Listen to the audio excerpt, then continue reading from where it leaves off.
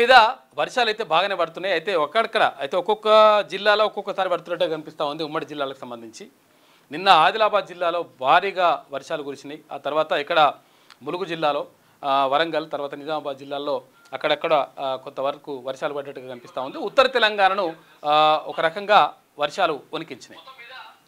ఇక మరోవైపు భారత్పై సుంకాలు వేస్తాము, మరో 25% సుంకాలు వేస్తామని చెప్పినటువంటి అమెరికా అధ్యక్షుడు డొనాల్డ్ ట్రంప్ కొంతవరకు వెనక్కి తగ్గేటువంటి అవకాశం కనిపిస్తున్నట్టుగా విశ్లేషకులు చెప్తా ఉన్నారు. ఎందుకనంటే అక్కడ రష్యా తర్వాత ఉక్రెయిన్ మధ్య జరుగుతున్నటువంటి యుద్ధానికి సంబంధించి 3.5 సంవత్సరాలుగా జరుగుతున్నటువంటి యుద్ధానికి సంబంధించి అక్కడ అమెరికా అధ్యక్షుడు డొనాల్డ్ ట్రంప్ చొరవ తీసుకొని ఆ ఇద్దరు అధ్యక్షులతో మాట్లాడి మొత్తం మీద ఒక సయోధ్య కుదిరించేటువంటి ప్రయత్నం చేస్తూ ఉన్నాడు. ఈ నేపథ్యంలో అక్కడ వాళ్ళ మధ్య ఒకవేళ యుద్ధం ఆగిపోతే తర్వాత యుద్ధం అంటే ఆపేయడానికి మేము సిద్ధంగా ఉన్నాం. తర్వాత అక్కడ జెలెన్స్కీ అంటే ఇక్కడ ఉక్రెయిన్ అధ్యక్షుడు జెలెన్స్కీ ఏమంటాడు, ఏం కథ, దానిపైన ఆధారపడి ఉంటుంది అని చెప్పేసి ఇక్కడ రష్యా అధ్యక్షుడు పుతిన్ చెప్పడంతో మొత్తం మీద ఒక రకంగా శాంతిపూర్వకమైనటువంటి ఒక ఒప్పందానికి వస్తున్నట్టుగా కనిపిస్తూ ఉంది. నిన్నైతే ఆపరేషన్ అయితే సక్సెస్ అయ్యింది. ఇక పేషెంట్ కూడా సక్సెస్ఫుల్గా బయటపడేటువంటి అవకాశాలు మాత్రం కూడా కనిపిస్తూ ఉన్నాయి. ఎందుకంటే చర్చలు సఫలమైనాయి. ఇక ఇక్కడ రష్యా అధ్యక్షుడు తర్వాత ఇక్కడ ఉక్రెయిన్ అధ్యక్షుడు కూడా అంగీకారానికి వచ్చినట్టుగా తెలుస్తూ ఉంది. అయితే ఇక్కడ అమెరికా అధ్యక్షుడు పుతిన్ తీసుకున్నటువంటి ఏదైతే చొరవతోటి మొత్తం మీద ఇదంతా జరుగుతూ ఉంది. అయితే ఇక్కడ ఈ నేపథ్యంలో రష్యా నుంచి చమురు ఉత్పత్తులను దిగుమతి చేసుకోవడం పైన, తర్వాత దిగుమతులు రష్యాతోటి సంబంధాలు కలిగి ఉండడం పైన అక్కడ అమెరికా అధ్యక్షుడు డొనాల్డ్ ట్రంప్ ఆగ్రహం వ్యక్తం చేసిండు. అట్లా కాదు, ఇట్లా వీళ్ళు రష్యాతోటి మొత్తం కూడా సంబంధాలు తెంచుకోవాలి, తెంచుకుంటేనే లెక్క, లేకపోతే మేము ఇది ఇష్టం వచ్చినట్టుగా సుంకాలు వేస్తామనేటువంటి మాటను చెప్పిండు. అయితే ఇప్పుడు ఇదేనికోసం చెప్పిండు ఇట్లా అంటే, ఇక్కడ రష్యాకు తర్వాత ఉక్రెయిన్కు మధ్య యుద్ధం జరుగుతూ ఉంటే మీరు రష్యాకు ఇట్లా సంబంధాలు కొనసాగిస్తూ ఉంటే రష్యా రెచ్చిపోతూ ఉందనేటువంటిది ఇక్కడ అది అమెరికా అధ్యక్షుడు డొనాల్డ్ ట్రంప్ చెప్పినటువంటి మాట. అయితే ఈ నేపథ్యంలో మొత్తం మీద ఇక్కడ యుద్ధం సమసిపోతున్నటువంటి సమయంలో ఇక్కడ రష్యాకు తర్వాత అమెరికాకు మధ్య కూడా ఒక రకమైనటువంటి సుహృద్భావ చర్చలు, ఎందుకంటే ఒకే కార్లో పోయిరట నిన్న, ఒకటే కార్లో అక్కడ రష్యా అధ్యక్షుడు పుతిన్ తర్వాత అమెరికా అధ్యక్షుడు డొనాల్డ్ ట్రంప్ ఇద్దరు కూడా పోయినరు. ఇది ఇటువంటి ఘటనలు చాలా తక్కువగా జరుగుతుంటాయి. ఎందుకంటే ఎప్పుడైనా కానీ రష్యా సామ్యవాద దేశం, ఇక్కడ అమెరికా పెట్టుబడిదారీ ఆర్థిక వ్యవస్థ ఉన్నటువంటి దేశం. అయితే ఈ రెండు ధృవాలు ఎప్పుడు కూడా కలవవు అసలు యాక్చువల్గా. కానీ నిన్న కలిసినరు, వాళ్ళు మాట్లాడుకున్నారు. తర్వాత ఈ యుద్ధాన్ని ఆపేసామనేటువంటి మాటను కూడా రష్యా అధ్యక్షుడు చెప్పడంతో మొత్తం మీద ఒక రకంగా సుహృద్భావ వాతావరణంలో యుద్ధాన్ని ఆపేయడానికి అవకాశాలు మాత్రం మెండుగా కనిపిస్తూ ఉన్నాయి. ఈ నేపథ్యంలో ఇక రష్యాతోటి మరి అమెరికాకు తర్వాత ఇక్కడ ఉక్రెయిన్ యుద్ధం ఆగుతున్నటువంటి తరుణంలో భారత్ నుంచి దిగుమతులు రష్యాకు చేసుకున్నా కానీ ప్రాబ్లం ఏం లేదనేటువంటి మాటకు వచ్చేటువంటి అవకాశం ఉంది అని చెప్పేసి చాలామంది విశ్లేషకులు చెప్తా ఉన్నారు. అయితే ఈ మరో 25% సుంకాలు పెంచుతాము భారత్ పైన అనేటువంటి మాట ఏదైతే ఉందో అది కొంతవరకు తగ్గేటువంటి అవకాశం ఉంది. ఇక రాష్ట్రంలో చూసుకుంటే ప్రధానంగా ఒక చర్చ జరుగుతూ ఉంది. అంటే సికింద్రాబాద్ మోండా మార్కెట్లో జరిగినటువంటి ఒక ఘటన, ఒక దళిత యువకుడు పైన అక్కడ ఉన్నటువంటి మార్వాడీలు దాడి చేసినటువంటి ఘటన నేపథ్యంలో ఒక ఆయన పాట రాసిండు. ఆ పాట రాస్తే అసలు యాక్చువల్గా అంటే ఈ మార్వాడీలకు సంబంధించి మొత్తం కూడా తెలంగాణ రాష్ట్రాన్ని తర్వాత ఇక్కడ హైదరాబాద్ సరౌండింగ్ మొత్తం కూడా మార్వాడీలు మొత్తం కూడా ఆక్రమించిండ్రు అనేటువంటి పాట బయటకు వచ్చింది. ఆ పాటకు సంబంధించి ఆయన రాష్ట్రాన్ని అరెస్ట్ చేసిండ్రు. అది పక్కకు పెడితే మొత్తం మీద మార్వాడీలు తెలంగాణ రాష్ట్రంలో నిజంగా తిష్ట వేసిండ్రనే చెప్పాలి. ఇక్కడ పానీపూరి కాడ నుంచి బంగారం షాపుల దాకా, అక్కడ చెప్పుల షాపుల నుంచి ఇంకా వస్త్రాల షాపుల దాకా ప్రతి ఒక్కటి కూడా మార్వాడీలు మొత్తం కూడా తెలంగాణ రాష్ట్రంలో ఎక్కడ చూసినా కానీ, అంటే ఇప్పుడు గతంలో ప్రధానంగా హైదరాబాద్కే పరిమితమైనటువంటి మార్వాడీలు ఇప్పుడు రాష్ట్ర వ్యాప్తంగా మొత్తం కూడా విస్తరించిండ్రు. ఇప్పుడు చిన్న ఎగ్జాంపుల్ తీసుకుంటే మా దగ్గర బొమ్మల రామారం మండలం, యాదాద్రి భువనగిరి జిల్లా బొమ్మల రామారం. ఇప్పుడు బొమ్మల రామారంలో మిగతా వ్యాపారులందరూ కూడా మొత్తం ఎవరు లేకుండా పోయిర్రు. మొత్తం కూడా మార్వాడి షాపులే కనిపిస్తున్నాయి. ప్రతి ఒక్క షాప్, ఏ షాప్ చూసుకున్నా, ఏ వ్యాపారం చూసుకున్నా వాళ్ళే కనిపిస్తూ ఉన్నాయి. ఈ నేపథ్యంలో మొత్తం మీద మార్వాడీలకు వ్యతిరేకంగా ఒక ఉద్యమం నడుస్తూ ఉంది. అంటే మార్వాడీలు మొత్తం కూడా ఇక్కడ వ్యాపారాలన్నింటి కూడా కబ్జా చేసి తర్వాత మొత్తం కూడా దోచుకుంటున్నటువంటి నేపథ్యంలో ఇక్కడ రంగారెడ్డి జిల్లా ఒక ప్రాంతంలో ఏది పిలుపు కూడా ఇచ్చేసిండ్రు, బంద్కు పిలుపునిచ్చిండ్రు.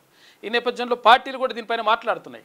అంటే మరి మార్వాడీలకు అండగా ఉండాలనా లేకపోతే మార్వాడీలను వ్యతిరేకించాలనా అని అనుకున్నప్పుడు పార్టీలు మాత్రం ఇక్కడ భారతీయ జనతా పార్టీ మార్వాడీలకు అండగా ఉంటుంది. తర్వాత అంటే వాళ్లకు వ్యాపారాలు చేసుకోవచ్చు అనేటువంటి మాటను భారతీయ జనతా పార్టీ చెప్తా ఉంది. ఇక ఏఐసిసి ఇక్కడ కాంగ్రెస్ పార్టీకి సంబంధించి కూడా కాంగ్రెస్ పార్టీ కూడా అంటా ఉంది అట్లేం లేదు, ఎవరైనా వ్యాపారాలు చేసుకోవచ్చు అనేటువంటి చెప్తుంది. ఇక బీఆర్ఎస్ పార్టీ మాత్రమే ఇంకా తన వైఖరి ఏందో చెప్పలేదు. అయితే ఏది ఏమైనప్పటికీ ఇక్కడ మార్వాడీలు పూర్తిగా మొత్తం కూడా అన్ని వ్యాపారాల్లో కూడా తెలంగాణలో పూర్తిగా విస్తరించినటువంటి పరిస్థితి కనిపిస్తూ ఉంది. అయితే ఈ నేపథ్యంలో కొంతవరకు వ్యతిరేకత వస్తూ ఉంది. అంటే మొత్తం కూడా స్థానికులుగా ఉన్నటువంటి ఎవరైతే చిన్న చిన్న వ్యాపారులు ఉంటారో ఆ వ్యాపారులకు దెబ్బ పడుతూ ఉంది. మార్వాడీలు ఏంటంటే యాక్చువల్గా ఒక్కరికి ఆపద వస్తే అందరూ కూడా వచ్చేసి మొత్తం కూడా కొట్లాటకైనా దేనికైనా రెడీగా ఉంటారు. తర్వాత ఇక్కడ హైదరాబాద్లో ఏది చాలా మార్కెట్లు కూడా ఇక్కడ రాణిగంజ్ కా నుంచి తర్వాత ఏ మార్కెట్లు చూసుకున్నా కానీ రిసాలా బజార్ ఏ మార్కెట్లు చూసుకున్నా కానీ మొత్తం కూడా మార్వాడీలతోటి నిండి ఉంటాయి. ఈ నేపథ్యంలో నిజంగా మరి మార్వాడీలు తెలంగాణ రాష్ట్రంలో పూర్తిగా మరి ఆక్రమించిండ్రా అంటే గతంలో ఆంధ్ర వాళ్ళు ఇక్కడ మొత్తం కూడా వ్యాపారాలను కానీ తర్వాత మిగతా విషయాల్లో కానీ ఇట్లా ఉన్నారనేటువంటి ఆరోపణలు ఉండే, కానీ ఈ స్థాయిలో లేదు. అయితే పూర్తి స్థాయిలో వ్యాపారాలు మొత్తం కూడా మార్వాడీల చేతులకు వెళ్ళిపోయినటువంటి పరిస్థితి కనిపిస్తూ ఉంది. ఈ నేపథ్యంలో ఒక చర్చ మాత్రం జరుగుతూ ఉంది.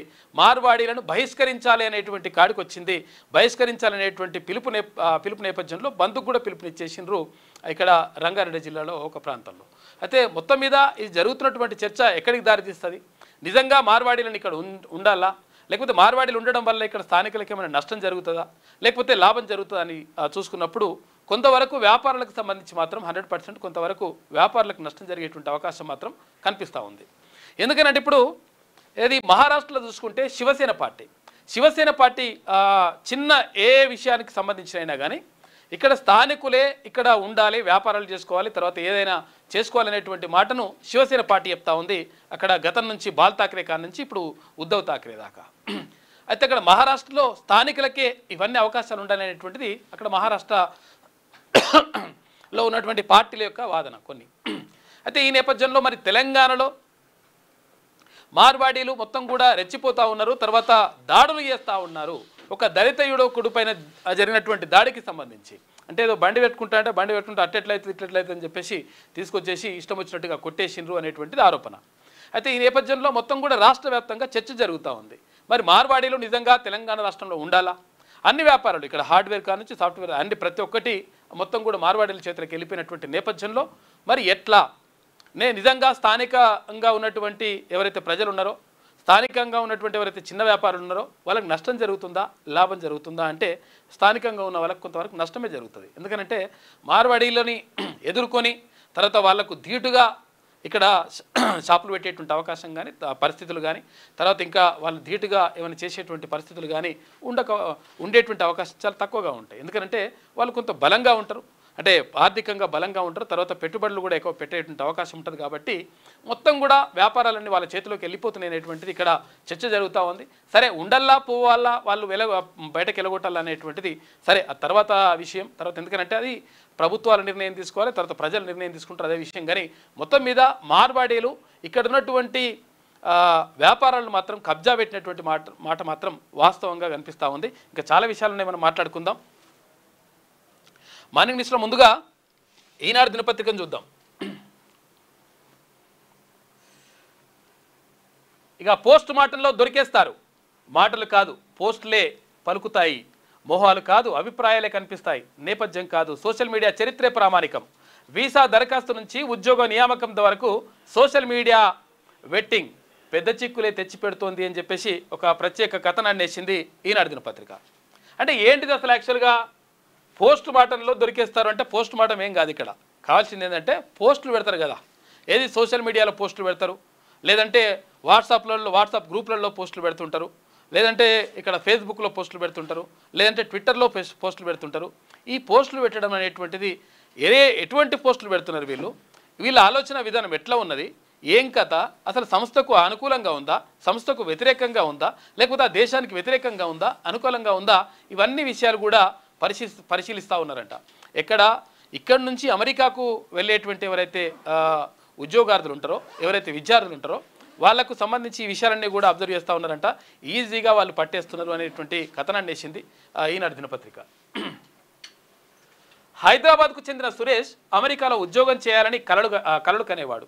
అనుభవం లేకపోవడంతో ఫ్రెషర్గా అవకాశాలు వచ్చేవి కాదు. దీంతో ఇక ఫేక్ ఎక్స్పీరియన్స్ పెట్టి ఉద్యోగం సంపాదించాడు.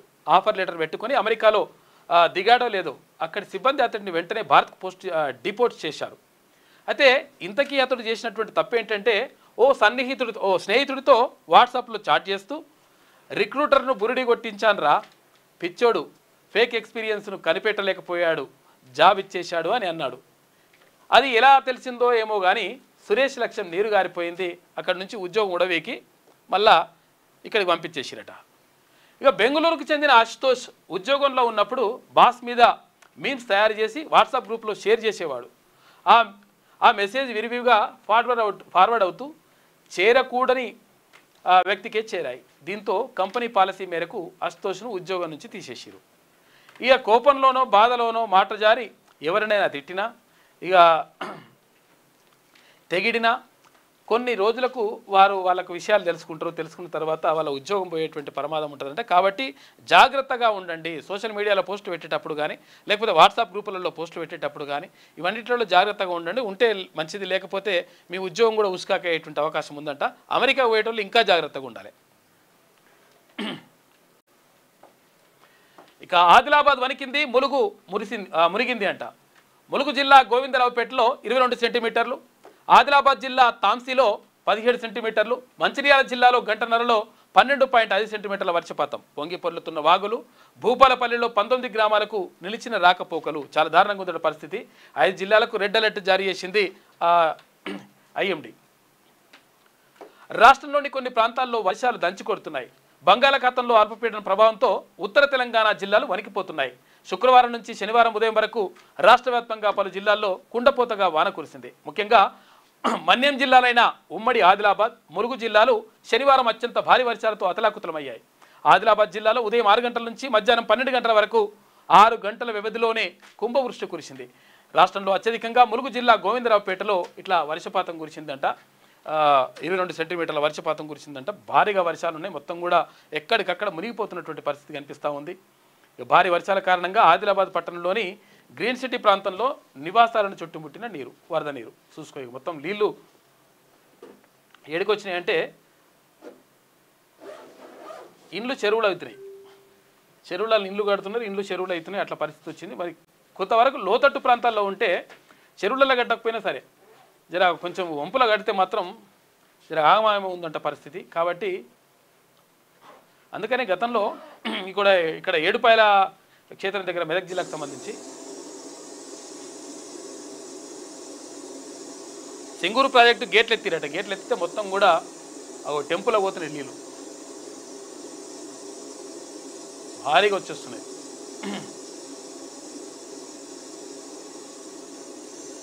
ఇట్లా ఎక్కడ చూసినా కానీ వరదలతో అతలాకుతలం అయిపోతూ ఉండే పరిస్థితి అంతా కూడా. వర్షాలు భారీగా ఉన్నాయి. కాకపోతే ఏంటంటే కొంచెం లోతట్టు ప్రాంతాల్లో ఉన్న వాళ్ళు, ఇంకా హైదరాబాద్ కానీ వరంగల్ కానీ సిటీలో ఉన్న వాళ్ళు కూడా కొంచెం జాగ్రత్తగా ఉండండి. ఎందుకంటే ఏ టైంకి ఎట్లా వస్తుందో అర్థమవుతలేదు.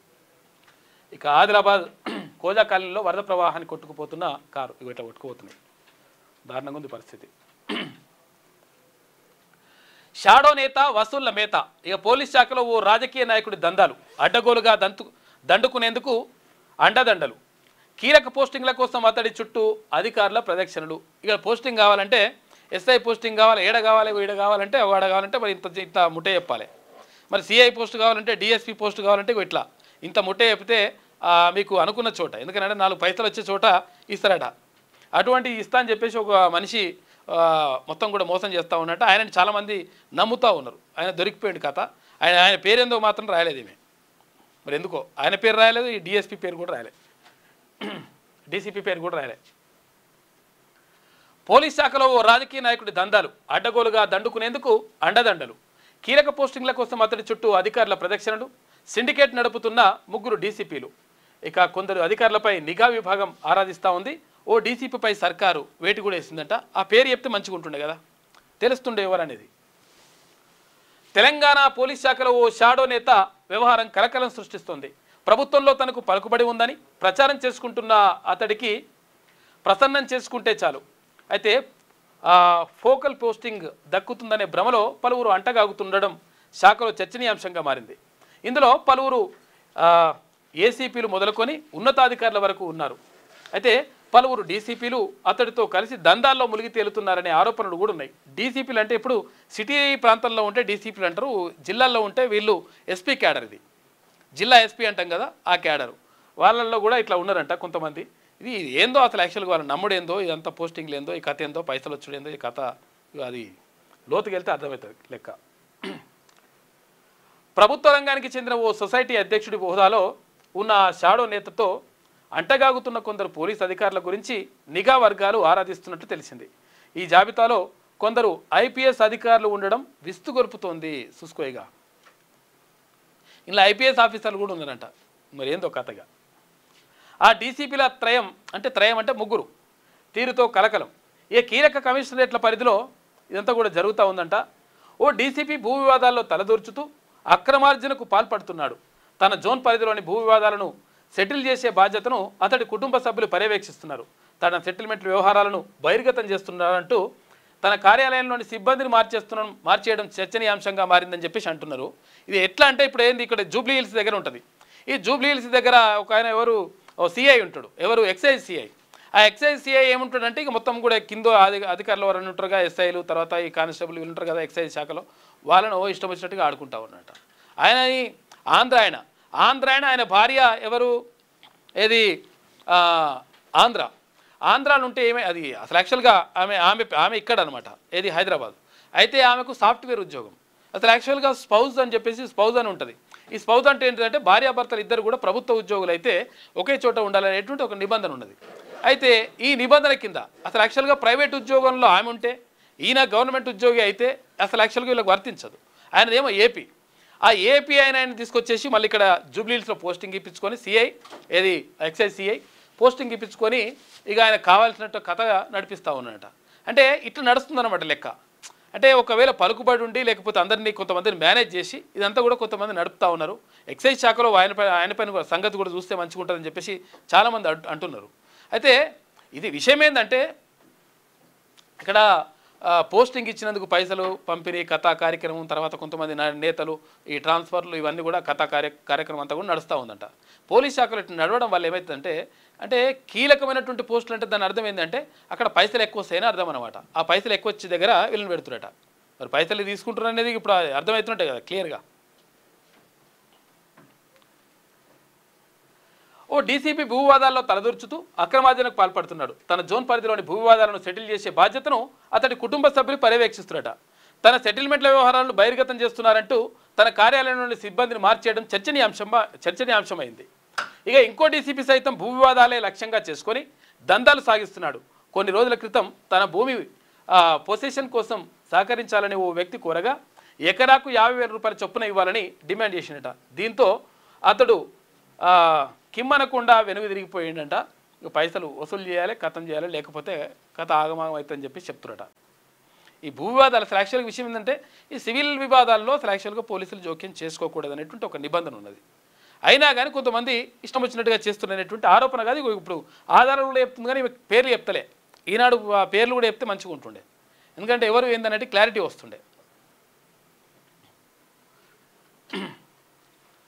నేరుగా ఒప్పందమే ఉత్తమం, రష్యా ఉక్రెయిన్లు దానిపై దృష్టి నిలపాలి, కాల్పుల విరమణతో ప్రయోజనం లేదు అని చెప్పేసి ట్రంప్ అంటున్నాడు. రేపు అగ్రరాజ్యాధిపతిని కలవనున్న జెలెన్స్కీ నిర్ణయం లేకుండానే ముగిసిన ట్రంప్ పుతిన్ భేటీ అని చెప్పేసి ఒక వార్త కనిపిస్తూ ఉంది. మొత్తం మీద అసలు ఒక చారిత్రక ఘట్టం ఇది. ఎందుకంటే అమెరికా అధ్యక్షుడు ఇక్కడ రష్యా అధ్యక్షుడు కలవడం అనేటువంటి చాలా అరుదుగా జరుగుతాయి చరిత్రలో. కానీ జరిగిన తర్వాత అక్కడ రష్యాకు తర్వాత ఉక్రెయిన్కు మధ్య ఉన్నటువంటి యుద్ధాన్ని ఆపాలని చెప్పేసి ఇక్కడ ట్రంప్ కోరడం, ఆ తర్వాత ఇరు దేశాలు కూడా అంగీకరించినట్టుగా తెలుస్తూ ఉంది. ఇంకా పూర్తి స్థాయిలో ఒప్పందం కాలేదు కానీ అయ్యే అవకాశాలు మాత్రం కనిపిస్తున్నాయి. అలస్కాలోని యాంకరేజ్లో జరిగిన చర్చల్లో పాల్గొన్న రష్యా అధ్యక్షుడు పుతిన్, ఆ దేశ విదేశాంగ శాఖ మంత్రి సెర్గీ లావ్రోవ్ అమెరికా అధ్యక్షుడు డొనాల్డ్ ట్రంప్, విదేశాంగ మంత్రి మార్క్ రుబియో తదితరులు కూడా అందరూ కూడా నిన్న పాల్గొన్నారు. ఉక్రెయిన్ రష్యాలు నేరుగా శాంతి ఒప్పందాన్ని కుదుర్చుకోవడమే ఆ రెండు దేశాల మధ్య యుద్ధాన్ని ముగించేందుకు ఉత్తమ మార్గమని అమెరికా అధ్యక్షుడు డొనాల్డ్ ట్రంప్ అభిప్రాయపడ్డారు. కాల్పుల విరమణ ఒప్పందాన్ని కుదిర్చినా అది నిలబడే అవకాశాలు తక్కువేనన్నారు. కాల్పుల విరమణ అని చెప్పి సపరేట్ కూకున్నా కానీ ఎప్పుడన్నా ఒకసారి కోపం వస్తే ఈయన తుపాకీ పడతారు, ఆయన తుపాకీ పడతారు, ఈయన బాంబులు వేస్తారు, వాళ్ళు బాంబులు వేస్తారు. దీంతో ప్రాబ్లం అవుతుందని చెప్పి అంటున్నారంట. అందుకని కాల్పుల విరమణ కాదు, మొత్తం పూర్తిగా యుద్ధం ఆగిపోవాలని చెప్పేసి అన్నారంట. ఎక్కడ ట్రంప్ 3.5 ఏళ్లకు పైగా దోమ వచ్చినట్టుంది. 3.5 ఏళ్లకు పైగా సాగుతున్న యుద్ధాన్ని విరమింపజేసేందుకు అలస్కా వేదికగా రష్యా అధినేత పుతిన్తో అగ్రరాజ్యాధిపతి శుక్రవారం 2.5 గంటల సేపు భేటీ అయినా ఎలాంటి ఒప్పందం కుదరలేదంట. ఈ విషయంలో తాము విఫలమైనట్లు నేతలిద్దరూ అంగీకరించారు. చర్చలు మాత్రం సానుకూలంగా సాగినట్లు చెప్తున్నారు. చర్చలు సానుకూలంగానే ఉన్నాయి కానీ ఇద్దరు అంగీకరించలేదు. అది ఓకే కాలేదంట లెక్క డీల్. మరి ఆప్తరా అంటే మ్యాక్సిమం ఆపేటువంటి అవకాశాలే ఉన్నాయి. ఎందుకంటే ఇక్కడ ఉక్రెయిన్ నష్టపోయింది, అటు రష్యా నష్టపోయింది. ఇద్దరు నష్టపోయినటువంటి దేశాధినేతలు ఇద్దరు కూడా ఒప్పుకున్నారు మేము నష్టపోతున్నామని. కాబట్టి ఆపేటువంటి అవకాశాలు కనిపిస్తూ ఉన్నాయి. ఇక ఈ నేపథ్యంలో భారత్పై అదనపు సుంకాల భారం ఉండకపోవచ్చు అని చెప్పేసి ట్రంప్ సంకేతాలు ఇచ్చిండు. ఎందుకంటే ఈ రెండు ఓకే అవుతున్నాయి కాబట్టి ఉక్రెయిన్ రష్యా యుద్ధం ఆగిపోతే భారత్కు కొంతవరకు మేలు జరిగేటువంటి అవకాశం ఉంటుంది. ఎందుకంటే ఇక్కడ ఎవరు ట్రంప్ ఈ సుంకాలు వేస్తా అట్లేస్తా ఇట్లేస్తా అన్నాడు కదా, అవి కొంతవరకు ఆపుతారంట. ఎవరిపైనో కోపాన్ని ప్రదర్శించడానికి సీఎం కాలేదు, వాళ్ళ దుఃఖానికి నా గెలిపే చాలు, అధికారంలో ఉన్నంతకాలం పేదల కోసమే పనిచేస్తా. పుస్తకావిష్కరణ సభలో ముఖ్యమంత్రి రేవంత్ రెడ్డి నిన్న మాట్లాడాడు. అయితే ఎవరిపైనో కోపాన్ని ప్రదర్శించడానికి రాలేదు, నేను ప్రజల కోసం వచ్చినని చెప్పేసి ముఖ్యమంత్రి చెప్తా ఉన్నాడు.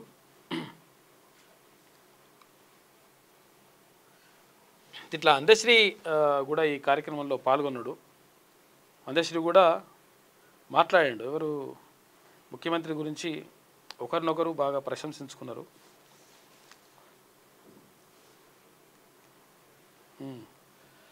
తనను గతంలో ఎవరో ఇబ్బంది పెట్టారనో, కష్టం నష్టం కలిగించారనో, వారిపై కోపాన్ని ప్రదర్శించారన్న ఆలోచనతో తాను సీఎం కాలేదని రేవంత్ రెడ్డి స్పష్టం చేశారు. తాను ఎవరిని శత్రువుగా చూడనని, అలా చూడాలంటే వారికి ఆ స్థాయి ఉండాలన్నారు. అయితే ఈరోజు అధికారం వచ్చింది కదా అని గతంలో నన్ను ఇబ్బంది పెట్టిన వారిని ఏదైనా చేయాలి కదా అని చాలామంది నాతో అంటుంటారు. కానీ వాళ్ళ దుఃఖానికి నా గెలిపే చాలు. నేను సీఎం కుర్చీలో కూర్చొని సంతకం పెడుతుంటే వారి గుండెల మీద గీత గీసినట్లే ఉంటుంది. నేను కర్మ సిద్ధాంతాన్ని ఎక్కువగా నమ్ముతా. మనం చేసుకున్నది మన వెంట వస్తుంది. ఎవరు ఎంత చేస్తే వాళ్లకు అంత అనుభవిస్తారని నమ్ముతా. ప్రజలు నా భుజాల మీద పెద్ద బాధ్యత పెట్టారు. 5 ఏళ్లలో 10ఏళ్ళలో ఎంతకాలం అధికారంలో ఉంటే అంతకాలం పేదల కోసమే పనిచేస్తా అని చెప్పేసి నిన్న ముఖ్యమంత్రి మాట్లాడుతూ ఉన్నాడు.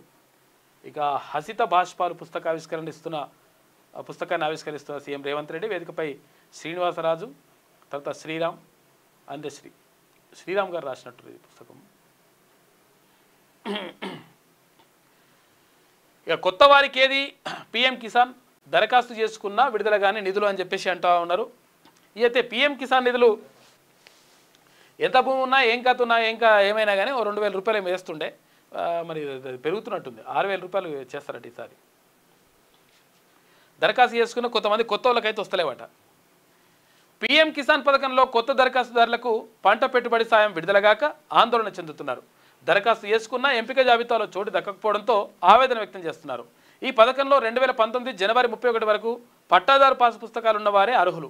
అయితే వారికి పంట పెట్టుబడిగా ఏటా 3 విడతల్లో 2,000 చొప్పున 6,000 రూపాయలు ఖాతాల్లో జమ అవుతున్నాయి. లబ్ధిదారు చనిపోతే వారి భూమిని పంచుకున్న వారసుల పేర్లను నమోదు చేసి వారికి నిధులు విడుదల చేసేందుకు అవకాశం కల్పించింది. ఈ ఏడాది ఏప్రిల్ నుంచి జూలై వరకు రాష్ట్రంలో దాదాపు 1,00,000 మంది కొత్తగా దరఖాస్తు చేసుకున్నారట. ఇక అయితే కేంద్రం ఈ నెల 2న పిఎం కిసాన్ సాయం విడుదల చేయగా పాత లబ్ధిదారులకు తప్ప కొత్త వాళ్ళకి ఏం రాలేదంట. ఇది కూడా కొంతవరకు అది మరి ఆగమం ఉన్నది. మరి అది వాళ్ళకు కూడా వస్తే మంచిగా ఉంటుండే.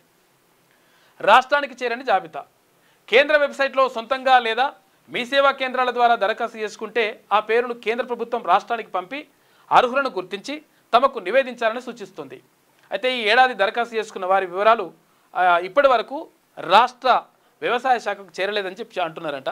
మరి చేరలేదంటున్నారు. ఇప్పుడు రాష్ట్రంలో ఉన్నటువంటి పథకం వర్తిస్తుంది, కేంద్రంలో ఉన్నటువంటి పథకం ఎట్లా వర్తించది? కేంద్రానికి కూడా చేరాలి కదా, ఇప్పుడు అట్లా ఉండాలి కదా లెక్క. మరి ఏందో ఇది. పిఎం కిసాన్తో సహా కేంద్ర ప్రభుత్వ పథకాలను వర్తింపజేసేందుకు మే నెలలో రైతులకు విశిష్ట గుర్తింపు కార్డుల జారీ విధానాన్ని కేంద్ర చేపట్టింది. దీనికి రాష్ట్ర వ్యాప్తంగా ఉన్న రైతుల్లో 60% మంది దరఖాస్తు చేసుకున్నారు. ఆ కార్డు కూడా ఇప్పటి వరకు జారీ కాలేదంట.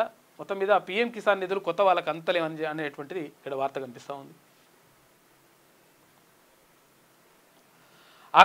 అక్రమ పద్ధతులపై ప్రేక్షక పాత్ర పోషించలేం, కోర్టును అడ్డుపెట్టుకుని ఉత్తర్వులు పొందాలంటే అనుమతించబోం, ఆక్యుపెన్సీ సర్టిఫికేట్ సమర్పిస్తేనే విద్యుత్ సరఫరా అని చెప్పేసి హైకోర్టు అంటా ఉంది.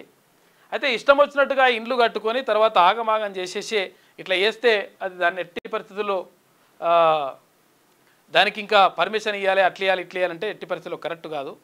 ఆక్యుపెన్సీ సర్టిఫికేట్ అంటే ఓసీ ఆక్యుపెన్సీ సర్టిఫికేట్ ఉంటే అంటే అన్నీ ఏదైనా బిల్డింగ్ కడితే ఆ బిల్డింగ్కి సంబంధించి అన్నీ ఉన్నాయా లేవా, సెట్ బ్యాక్ కరెక్ట్ వదిలినరా లేదా, తర్వాత చుట్టుపక్కకు రోడ్డు ఉన్నాయా లేదా, తర్వాత ఒకవేళ ఫైర్ ఇంజన్ తిరగడానికి చుట్టుపక్కల మొత్తం కూడా స్థలం ఉందా లేదా, తర్వాత ఒకవేళ పెద్ద బిల్డింగ్ అయితే దానికి లిఫ్ట్ ఉన్నదా లేదా, ఒకవేళ అగ్ని ప్రమాదం జరిగితే దాని నుంచి తప్పించుకోవడానికి పరిస్థితులు ఉన్నాయా లేవా, అగ్ని ప్రమాదం జరగకుండా ఉండడానికి ఏమైనా ఏర్పాట్లు చేసిందా లేదా, అగ్ని ప్రమాదం జరిగితే మరి తర్వాత ఫైర్ సేఫ్టీ ఏమైనా ఉన్నదా లేదా, ఇవన్నీ కూడా రకరకాలుగా చూస్తారు. తర్వాత ఇది నిబంధనలు అతిక్రమించి కట్టినరా లేకపోతే నిబంధనలకు లోబడి కట్టినరా, ఏంది కథ ఏం కథ అని చెప్పేసి ఇవన్నీ కూడా చూస్తారు. ఈ సిటీ ప్లానింగ్ తర్వాత టౌన్ ప్లానింగ్ వాళ్ళు దీనికి సంబంధించి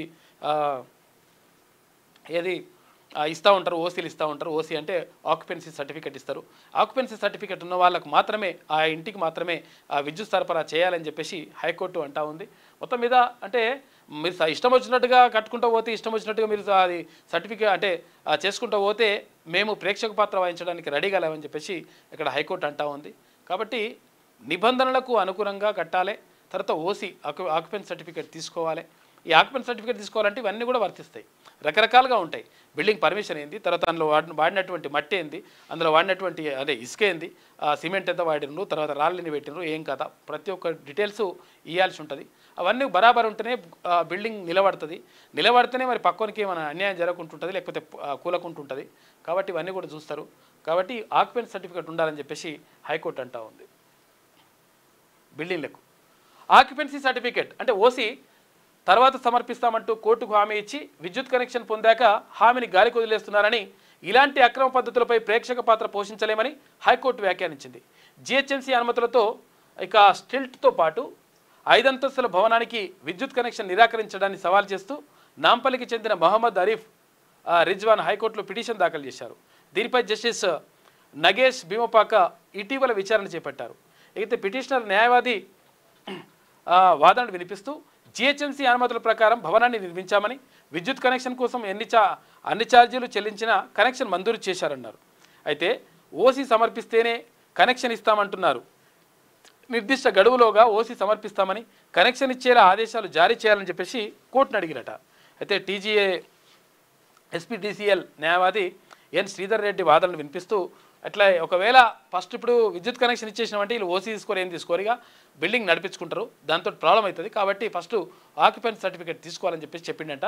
కోర్టు కూడా దాన్ని సమర్థించింది. ఇక కోర్టుకు ముందే 44 CMRF చెక్కులు కాజేత 6 అరెస్టు, వారిలో 3 కోదాడ మాజీ ఎమ్మెల్యే క్యాంపు కార్యాలయం సిబ్బంది ఉన్నారంట. ఏందో మరి కథ. పస్తులుంటూ పైపుల్లో తలదాచుకుంటూ గుర్తింపు కార్డులు లాక్కొని మోసం చేసిన ముఠ దుబాయ్లో జగిత్యాలవాసి దైన్యం అని చెప్పేసి పాపం చాలామంది కూడా ఎన్ఆర్ఐ పాలసీ తీసుకొస్తా అని గతంలో కేటీఆర్ చెప్పిండు. ఎన్ఆర్ఐ పాలసీ తీసుకొస్తాం, దుబాయ్లో ఉన్న వాళ్ళకు లేకపోతే మస్కట్లో ఉన్న వాళ్ళకు వివిధ దేశాల్లో అంటే పుట్టగూటి కోసం లేకపోతే బతుకుదెరువు కోసం అక్కడికి వెళ్ళినటువంటి ఎవరైతే కార్మికులు ఉంటారో, ఎవరైతే ప్రవాసీ తెలంగాణ వాసులు ఉంటారో వాళ్ళకు మంచి చేసేటువంటి ఏర్పాటు చేస్తాం. ఒకవేళ అక్కడ అనుకోని ప్రమాదాల్లో చనిపోతే వాళ్ళని తీసుకొచ్చేటువంటి ఏర్పాట్లు చేస్తాం. తర్వాత అక్కడ ఏమైనా అన్యాయం జరిగితే వాళ్ళతో అక్కడ ఉన్నటువంటి ప్రభుత్వాలతో ఇట్లా రకరకాలుగా ఎన్ఆర్ఐ పాలసీ తీసుకొస్తామని చెప్పేసి అప్పుడు కేటీఆర్ చెప్పిండు. చెప్పి మరి ఏమైనా చేసిండు ముందర పడ్డదా అంటే ఇంతవరకు ఏం లేదు లెక్క. అదే కథ. పాపం అక్కడ చాలామంది రకరకాలుగా ఇబ్బంది పడుతూ ఉన్నారు. చాలామంది ఏమనుకుంటారంటే దుబాయ్ పోతే మస్తు సంపాదించుకొస్తాడు అనుకుంటారు. కానీ ఆడ ఉన్నటువంటి బాధలు, ఆడున్న కష్టాలు వాళ్ళకి ఇక్కడ ఉన్న వాళ్ళకి తెలివై, అక్కడ పోయించిన వాళ్ళకి అర్థమవుతాయి. కాబట్టి ప్రభుత్వాలు కూడా వాళ్ళు ఇక్కడ బతుకుదెరువు లేక అంత దూరం పోయి పనిచేసుకుంటున్నారు కాబట్టి ఇక్కడ బతుకుదెరువు అవకాశాలు కల్పించడం ఒకటి చేయాలి. ఒకవేళ అది చేయని పక్షంలో ఎన్ఆర్ఐ పాలసీ అంటే ఏదైతే అంటున్నారో ఎన్ఆర్ఐ పాలసీ ద్వారా అక్కడ దుబాయ్లో కానీ మస్కట్లో కానీ ఇంకా ఇతర దేశాల్లో ఎక్కడైతే వెళ్ళినరో ప్రవాసీ తెలంగాణ వాసులు ప్రవాసీ భారతీయులకు భరోసా కల్పించాల్సినటువంటి బాధ్యత ప్రభుత్వాలపైన ఉంటుంది. కాబట్టి అటువంటివి చేస్తే మంచిగా ఉంటుంది. పాపం జగిత్యాలవాసి దైన్యం అని చెప్పేసి ఒక్క గురించి చెప్తున్నారు కానీ చాలామంది కొన్ని వందల వేల మంది ఇట్లా దారుణమైనటువంటి పరిస్థితుల్లో ఉన్నారు. కొంతమంది అక్కడ జైళ్ళల్లో ఉన్నారు. చిన్న చిన్న తప్పులకు లేకపోతే చేయని తప్పులకు రకరకాలుగా జైళ్ళల్లో మగ్గుతున్న వాళ్ళు కూడా ఉన్నారు. వాళ్ళ గురించి ఇక్కడ కుటుంబాలు వెయిట్ చేస్తున్నాయి. పాపం వాళ్ళు ఆశగా ఎదురు చూస్తుంటారు. భార్య పిల్లలను వదిలిపెట్టి కొంతమంది పోతుంటారు, కొంతమంది తీసుకొని రకరకాల పరిస్థితులు ఉంటాయి. కాబట్టి వాళ్ళ కోసం ప్రత్యేకమైనటువంటి ఎన్ఆర్ఐ పాలసీ నిజంగా తీసుకొచ్చేసి వాళ్ళ కోసం ప్రత్యేకమైనటువంటి ఏర్పాట్లు చేయాల్సినటువంటి బాధ్యత ప్రభుత్వం పైన ఉంటుంది. దీనిపైన దృష్టి పెడితే మంచిగా ఉంటుంది. గతంలో కేటీఆర్ చెప్పిండు అవతల పడ్డాడు కానీ ఇప్పుడన్నా చేస్తే మంచిగా ఉంటుంది. రాష్ట్రపతి గవర్నర్లకు గడువు విధించడం తగదు, అది అధికార పరిధిలోకి చొరబడమే. కోర్టులు రాజ్యాంగాన్ని సవరించలేవు, సుప్రీంకోర్టుకు కేంద్రం స్పష్టీకరణ అంటూ ఒక వార్త కనిపిస్తూ ఉంది. దీని అర్థమైందంటే ఒక రకంగా ఇప్పుడు ఇది బీసీలకు అన్యాయమే జరుగుతుంది. ఇప్పుడు ఈ విషయంలో మాత్రం ఏమవుతుంది, రాష్ట్రపతి గవర్నర్లకు గడువు విధించింది ఏది సుప్రీంకోర్టు. ఏది గవర్నరు నెల రోజుల కంటే ఎక్కువ తన దగ్గర బిల్లులు ఉంచుకోవడానికి వీల్లేదు. ఎందుకంటే ఇక్కడ అసెంబ్లీలో ఉభయ సభలు, ఇక్కడ విధానసభ విధాన పరిషత్ రెండు కూడా అంటే శాసన మండలి తర్వాత శాసనసభ రెండు కూడా ఆమోదించిన తర్వాత గవర్నర్కి పంపిస్తే ఆ బిల్లుని ఆమోదించి పంపాలి. ఒక నెల రోజుల కంటే ఎక్కువ టైం ఉంచుకోవడానికి వీల్లేదని చెప్పేసి సుప్రీంకోర్టు చెప్పింది. తర్వాత ఇక్కడ రాష్ట్రపతి దగ్గర పంపించిన తర్వాత రాష్ట్రపతి కూడా 3 నెలల కంటే ఎక్కువ ఉంచుకోవడానికి వీల్లేదని చెప్పింది. అయితే ఈ నేపథ్యంలో కేంద్ర ప్రభుత్వం ఏది గవర్నర్కు తర్వాత ఇక్కడ రాష్ట్రపతికి మద్దతుగా నిలుస్తూ ఉంది. ఎందుకంటే ఉంచుకోవచ్చు, ఉంటే ఉంటుంది, ఏమవుతుంది, మీరెందుకు జోక్యం చేసుకోవాలి, మీరెవరు, సుప్రీంకోర్టు ఎందుకు జోక్యం చేసుకోవాలని చెప్పేసి ఇక్కడ కేంద్ర ప్రభుత్వం అంటూ ఉంది. అంటే దీని ద్వారా ఏమవుతుంది, ఇప్పుడు ఇష్టం వచ్చినట్టుగా ఇప్పుడు ఒకవేళ నెల రోజులుగా ఎన్ని రోజులైనా ఉంచుకోవచ్చు అంటే ఎన్ని రోజులైనా ఆడనే కింద పెట్టుకుని కూర్చుంటారు. దీంతో ఏమవుతుంది, ఇప్పుడు అక్కడ అసెంబ్లీలో పాస్ అయినటువంటి బిల్లు ఇక చట్టరూపంలోకి మారకపోతే ఏమవుతుంది, ఇక్కడ ఉన్నటువంటి ప్రజలకు నష్టం జరుగుతుంది. కాబట్టి ఇది కరెక్ట్ కాదని చెప్పేసి చాలామంది అంటూ ఉంటే కేంద్ర ప్రభుత్వం మాత్రం ఇక్కడ వీళ్ళకు సపోర్ట్ చేస్తూ ఉందంట. రాష్ట్రపతికి గవర్నర్లు అధికారంలో మీరు వేలు పెట్టేటువంటి అధికారం మీకు లేదని చెప్పేసి సుప్రీంకోర్టుని అంటుంది. మరి అన్ని విషయాలు అట్లనే అంటే మంచిగా ఉంటుండే. ఇప్పుడు అదేది ఈడబ్ల్యూఎస్ విషయంలో కూడా ఇట్లనే అంటే మంచిగా ఉంటుండే. ఒక రాష్ట్ర శాసనసభ ఆమోదించిన బిల్లులపై చర్యలు తీసుకోవడానికి రాష్ట్రపతి గవర్నర్లకు గడువు విధించడం రాజ్యాంగపరమైన గందరగోళానికి దారితీస్తుందని కేంద్ర ప్రభుత్వం సుప్రీంకోర్టుకు తెలియజేసింది. అలా చేయడం ఒక ప్రభుత్వాంగం తనకు రాజ్యాంగం ఇవ్వని అధికారాన్ని అందిపుచ్చుకొని చెలాయించినట్టు అవుతుందని పేర్కొంది. ఇక రాజ్య వ్యవస్థలోని ఒక అంగం వైఫల్యం, నిష్క్రియ లేదా తప్పిదాన్ని సాకుగా చూపి మరో అంగం రాజ్యాంగం తనకు దాఖలు పరచని అధికారాన్ని చెలాయించడం సాధ్యం కాదు. ప్రజా ప్రయోజనం పేరుతోనో తర్వాత వ్యవస్థ అసంతృప్తి పేరుతోనో రాజ్యాంగ విలువల పేరుతోనో మన రాజ్య వ్యవస్థలోని ఒక అంగం మరో అంగానికి సంబంధించిన అధికారాలను కబలిస్తే అది రాజ్యాంగపరమైన గందరగోళానికి దారితీస్తుంది. మన రాజ్యాంగ నిర్మాతలు అలాంటి పరిస్థితులు ఊహించలేదు అని చెప్పేసి కేంద్ర ప్రభుత్వం కోర్టుకు నివేదించిందంట. మంచిగానే ఉన్నది. మరి ఇట్లనే అసలు యాక్చువల్గా ఏ విషయంలోనైనా అంటే 9th షెడ్యూల్లో పెట్టినటువంటి అంశాలపైన కూడా సుప్రీంకోర్టు జోక్యం చేసుకుంటుందని చెప్పేసి సుప్రీంకోర్టు చెప్తా ఉంది. మరి ఆ విషయాన్ని కూడా అడిగితే అయిపోతుండే. అరే అట్లెట్లా జోక్యం చేసుకుంటారు, మేము పెడుతున్నాం కదా, ఇక్కడ పార్లమెంట్ కదా ఫైనల్. మరి పార్లమెంట్ అంటే ఎవరు ఉంటారు, ఇక్కడ లోక్సభ రాజ్యసభ సభ్యులు ఉంటారు కదా. మరి ఈ లోక్సభ రాజ్యసభ సభ్యులు ఆమోదించినప్పుడు తర్వాత వీళ్ళు ఓకే చేసినప్పుడు దాన్ని తీసుకుపోయి 9th షెడ్యూల్లో పెట్టుకున్నప్పుడు మరి మీరెందుకు వస్తారు అప్పుడు అని చెప్పేసి కొన్ని విషయాల్లో అడగరు. తర్వాత కొన్ని విషయాల్లో ఏది ఇక్కడ రిజర్వేషన్లకు సంబంధించి కానీ అంటే అందరికీ రిజర్వేషన్ వర్తించాలి, తర్వాత ఇట్లా ఉండాలని చెప్పేసి కోర్టులు చెప్తాయి. మరి కోర్టులకు సంబంధించి కోర్టుల్లో నియామకాలు ఏవైతే ఉంటాయో, జడ్జీల నియామకాలు ఏవైతే ఉంటాయో ఆ నియామకాల్లో మాత్రం ఇక్కడ ఏవి నిబంధనలు ఏం పక్కకు పెట్టేస్తారు. మరి అటువంటి విషయాల్లో కూడా అంటే ఏదైతే తప్పు చేస్తున్నా అంటే వీళ్ళకి అనుకూలమైనటువంటి విషయాలు ఉంటే ఒక రకంగా లేకపోతే ప్రతికూలంగా ఉన్నటువంటి విషయాలు అయితే ఒక రకంగా చెప్పడం కాకుండా అన్ని విషయాల్లో ఇట్లనే మాట్లాడితే బాగుంటుంది అని చెప్పేసి చాలామంది అంటూ ఉన్నారు. మరి చూస్తే బాగుంటుండే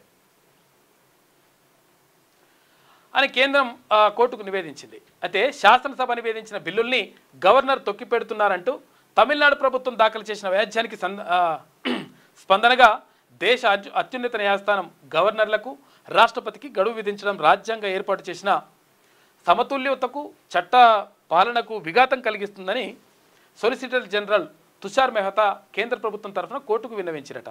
ఒక వ్యవస్థలో లోపాలు ఏవైనా ఉన్నట్లు భావిస్తే రాజ్యాంగం అనుమతించినటువంటి యంత్రాంగం సాయంతో వాటిని పరిష్కరించాలి, కానీ మీరెట్లా జోక్యం చేసుకుంటారని చెప్పేసి అడుగుతూ ఉన్నారు. మరి అన్ని విషయాలు ఇట్లనే అడిగితే మంచిగా ఉంటుండే. ఇక యూరియా వేటలో రైతన్న అగచాట్లు అని చెప్పేసి ఒక వార్త కనిపిస్తూ ఉంది. వీరంతా యూరియా కోసం వేకుజాము నుంచి సహకార కేంద్రం వద్ద బారులు తీరిన రైతులు. మహబూబాబాద్ జిల్లా గూడూరులోని వ్యవసాయ సహకార కేంద్రం వద్ద శనివారం 200 మీటర్ల మేరకు బారులు తీరారు. వరి నాటు దాదాపు పూర్తవడంతో మొదటి దఫా యూరియా వేసేందుకు అన్నదాతలు అవస్థలు పడుతున్నారు. క్యూలో గంటల తరబడి నిలబడ్డా సరిపడా యూరియా దొరకడం లేదని వాపోతున్నారు. నానో యూరియాపై రైతులకు అవగాహన కల్పించినా ఫలితం ఉండడం లేదని, తగినంత యూరియా అందుబాటులో ఉందని, ఎవరూ ఆందోళన చెందొద్దని స్థానిక వ్యవసాయాధికారి అబ్దుల్ మాలిక్ అన్నారంట. ఇక్కడ గూడూరు మహబూబాబాద్ జిల్లాకు సంబంధించి అయితే మొత్తం మీద యూరియా అయితే సరిగా దొరుకుతలేదంట. కాబట్టి యూరియాని పూర్తి స్థాయిలో అందించాల్సినటువంటి బాధ్యత కేంద్ర ప్రభుత్వం పైన కూడా ఉంటుంది. అయితే కావాల్సినంత యూరియా మరి ఇవ్వడం లేదు, రావడం లేదు. దీనివల్ల నష్టం జరుగుతూ ఉంది. రైతులకు అక్కడ పంట పొలాల్లో ఏమి వేయాలనో అర్థమవుతలేదు. ఇక్కడ నానో యూరియా అని చెప్పేసి తీసుకొస్తూ ఉన్నారు. మరి నానోకు సంబంధించి కూడా ఒక అవగాహన కల్పిస్తే మంచిగా ఉంటుందని చెప్పేసి అంటున్నారు. కాబట్టి దానిపైన ఒక అవగాహన కల్పించాలి. అంటే నానో యూరియా వేస్తే మంచిగా ఉంటుంది, మీ పొలానికి నష్టం జరగదు, మీ భూమికి నష్టం జరగదు, తర్వాత పంట దిగుబడి కూడా మంచిగానే వస్తుంది. ఇట్లా ఈ విషయాలను కూడా రైతుల్లో అవగాహన కల్పిస్తే ఆ నానో యూరియా కూడా వాడతారు. కాబట్టి దీనిపైన అవగాహన కల్పించాలి. తర్వాత ఇంకొకటి ఏంటంటే యూరియా అందుబాటులో ఉంచాల్సిన అవసరం బాధ్యత ప్రభుత్వాలపైన ఉన్నది. ఎందుకంటే ఇష్టం వచ్చినట్టుగా ప్రైవేట్ రంగంలో ఇష్టం వచ్చినట్టుగా రేట్లు పెట్టేసి అమ్ముతూ ఉన్నారు. రైతులు కష్టపడి 6 కాలం కష్టపడి పండిస్తూ ఉంటే ఆ పంట మరి చేతికి రావాలంటే కష్టంగా ఉంటుంది. అటువంటి పరిస్థితుల్లో ఇంకా ఎక్కువ రేటు పెట్టి ఇవన్నీ కూడా చేయడం వల్ల రైతులు నష్టపోతున్నారు. కాబట్టి దీనిపైన ప్రభుత్వం కూడా దృష్టి పెడితే బాగుంటుంది. యూరియాని అంటే సకాలంలో అవసరమైనంత యూరియాని రైతులకు అందించాల్సినటువంటి బాధ్యత 100% ఉన్నది ప్రభుత్వాలపైన. ఇక ఉట్టిపడిన ఉత్సాహం అని చెప్పేసి నిన్న కృష్ణాష్టమి సందర్భంగా మొత్తం కూడా రాష్ట్ర వ్యాప్తంగా కాదు దేశవ్యాప్తంగా మొత్తం కూడా కృష్ణాష్టమి కోలాహలం కనిపించింది. తర్వాత ఎక్కడికక్కడ ఉట్లు కొట్టడం కానీ లేకపోతే ఆలయాలకు మొత్తం కూడా భక్తులు వెళ్ళడం కానీ అంతా కూడా మంచిగా కనిపించింది. కృష్ణాష్టమి సందర్భంగా శనివారం మహారాష్ట్రలోని ఠానేలో ఉట్టి కొట్టేందుకు పిరమిడ్ ఆకారంలో నిలిచిన యువత ఇగో ఇట్లా ఒకరి మీద ఒకరు నిలబడి అసలు గ్రేట్ చూడ ఒకరి మీద ఎంత ఎంత ఎత్తుకు నిలబడ్డారు. ఇది ఈనాడులో ఉన్నటువంటి ప్రధాన కథనాలు. అయితే ఒకసారి వెలుగు చూద్దాం. ఇక లాపతా ఓట్ల చోరీకి వ్యతిరేకంగా రాహుల్ ఓ కొత్త క్యాంపెయిన్ తీసుకొచ్చారు. బాలీవుడ్ సినిమా లాపతా లేడీస్ సినిమాకు స్ఫూర్తిగా రూపొందించినటువంటి లాపతా ఓటు అంటే ఓట్లు కోల్పోయినా అనే టైటిల్తో వీడియోను తన ఎక్స్ ఖాతాలో షేర్ చేసిందంట రాహుల్ గాంధీ. ఇక భారత్కు శుభాంశు శుక్లా యాక్సియం 4 మిషన్లో భాగంగా ఇంటర్నేషనల్ స్పేస్ సెంటర్కు విజయవంతంగా వెళ్ళి వచ్చిన తొలి ఇండియన్గా రికార్డు సాధించిన ఆస్ట్రోనాట్ శుభాంశు శుక్లా భారత్కు రానున్నారు. ప్రస్తుతం అమెరికాలో ఉన్న శుక్లా ఇండియాకు బయలుదేరానంటూ విమానంలో కూర్చున్న ఫోటోను శనివారం షేర్ చేసిందట. శుభాంశు శుక్లా భారత్ నుంచి వెళ్ళిండు. తర్వాత అక్కడ నాసా పంపినటువంటి దాంట్లో యాక్సియం 4 మిషన్లో అక్కడికి వెళ్ళేసిండు. వెళ్ళి అంతరిక్షంలోకి వెళ్ళి దిగ్విజయంగా కిందికి వచ్చిన తర్వాత అమెరికాకు వచ్చిండు. అక్కడ అంత కొన్ని రోజులు ఉన్నాడు. ఆ తర్వాత ఇప్పుడు భారత్కు వస్తున్నట్ట, ఇండియాకు వస్తున్నట్టు సందర్భంగా ఫోటోను షేర్ చేసిందట. ఇక బుల్లెట్ స్పీడ్తో మిల్లెట్స్ సాగు. రాష్ట్రంలో మిల్లెట్ సాగు బుల్లెట్ స్పీడ్తో దూసుకుపోతున్నది. 5 ఏళ్లలోనే వీటి సాగు ఉత్పత్తి రెట్టింపు అయినాయట. చిరుధాన్యాలు పండిస్తున్న రాష్ట్రాల జాబితాలో తెలంగాణ 10వ స్థానంలో ఉన్నదంట. మొత్తం మీద మిల్లెట్స్ బాగా పండిస్తున్నారట. ఎందుకంటే మిల్లెట్స్ ద్వారా కొంచెం ఆరోగ్యానికి మంచి జరుగుతుందని చెప్పేసి అంటూ ఉన్నారు. బాగా ప్రచారం జరుగుతూ ఉంది. నిజంగా కూడా మిల్లెట్స్ మంచిది అని చెప్పేసి అంటుంటారు. కాబట్టి ఈ బియ్యం తినడం కంటే అంటే ఈ అన్నం తినడం కంటే ఈ మిల్లెట్స్ కొంచెం రాగులు తర్వాత సజ్జలు ఇట్లా రకరకాలుగా ఉంటాయి కదా, వాటన్నిటిని కొంతవరకు ఉపయోగిస్తారు, జొన్నలు ఇట్లా ఉపయోగిస్తే మంచిగా ఉంటుందని చెప్పేసి అంటున్నారు. ఈ నేపథ్యంలో సాగు కూడా అంటే డిమాండ్ బాగా పెరిగింది, తర్వాత రేట్లు కూడా మంచిగా వస్తున్నాయి కాబట్టి సాగు కూడా పెంచుతున్నారంట. ఆక్యుపెన్సీ సర్టిఫికేట్ ఉంటేనే విద్యుత్ కనెక్షన్. భారీ బిల్డింగ్లకు ఆక్యుపెన్సీ సర్టిఫికేట్ లేకుండా విద్యుత్తు, నీరు, డ్రైనేజీ కనెక్షన్లు ఇవ్వడానికి వీల్లేదని హైకోర్టు తీర్పు వెలువరించింది. ఇక బిల్డర్లు ప్లాన్ ప్రకారమే ఆక్యుపెన్సీ సర్టిఫికేట్ లేకుండా నిర్మాణాలు కట్టి విక్రయిస్తున్నారట. ఏ సర్టిఫికేట్ లేకుంటే కడుతున్నారు, అమ్ముతున్నారు. అది కాదు, బరాబర్ నిబంధనలకు అనుగుణంగా ఇవన్నీ ఉండాలని చెప్పేసి చెప్తుంది కోర్టు.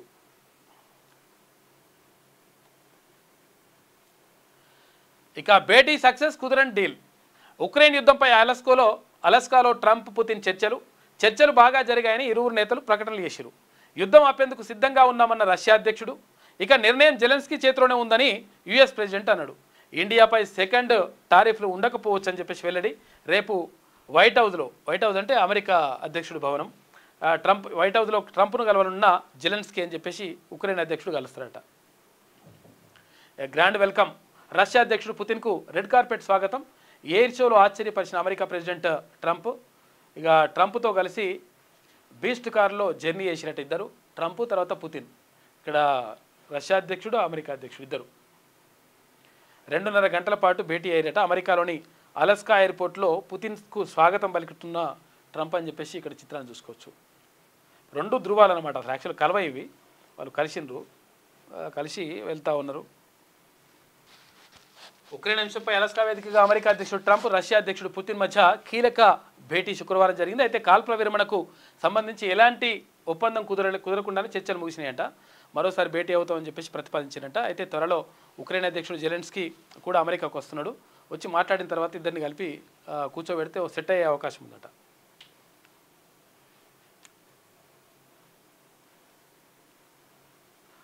వణికిస్తున్న వైరల్ ఫీవర్స్, పెరుగుతున్న డెంగ్యూ, మలేరియా, టైఫాయిడ్ కేసులు, వర్షాలు, వాతావరణ మార్పులతో విస్తరిస్తున్న జ్వరాలు. ఇక గత 15 రోజుల్లో 1,00,000 మంది బాధితులురట. ప్రభుత్వ ఆసుపత్రులకే 20,000 మంది పేషెంట్లు. ఈ ఏడాది ఇప్పటికే 3,065 డెంగ్యూ కేసులు నమోదైనాయి. వైద్య ఆరోగ్య శాఖ అలర్ట్ అయింది. ఆసుపత్రులు, పిఎస్సీల్లో రెడీగా మందులు ఉన్నాయంట. కాబట్టి జాగ్రత్తగా ఉండండి. కాచి వడబోసిన నీటిని తాగండి, వేడి నీళ్ళు తాగండి. తర్వాత ఇంకొకటి ఏంటంటే పరిసరాలన్నీ కూడా పరిశుభ్రంగా ఉంచుకోండి. దోమలు ఇవన్నీ కూడా రాకుండా చూసుకోండి. ఇంకా ప్రధానంగా పొద్దున పూట వచ్చే దోమలు ఉంటాయి కదా, మధ్యాహ్నం పొద్దున వచ్చే దోమలు, అవి డేంజర్ అంట. ఎందుకంటే అవి డెంగ్యూ దోమలు ఎప్పుడు వస్తాయంట అంటే మధ్యాహ్నం పూట వస్తాయంట. అవి అంటే నైట్ పూట కాకుండా పొద్దున్న నుంచి సాయంత్రం వరకు ఉంటాయి కదా,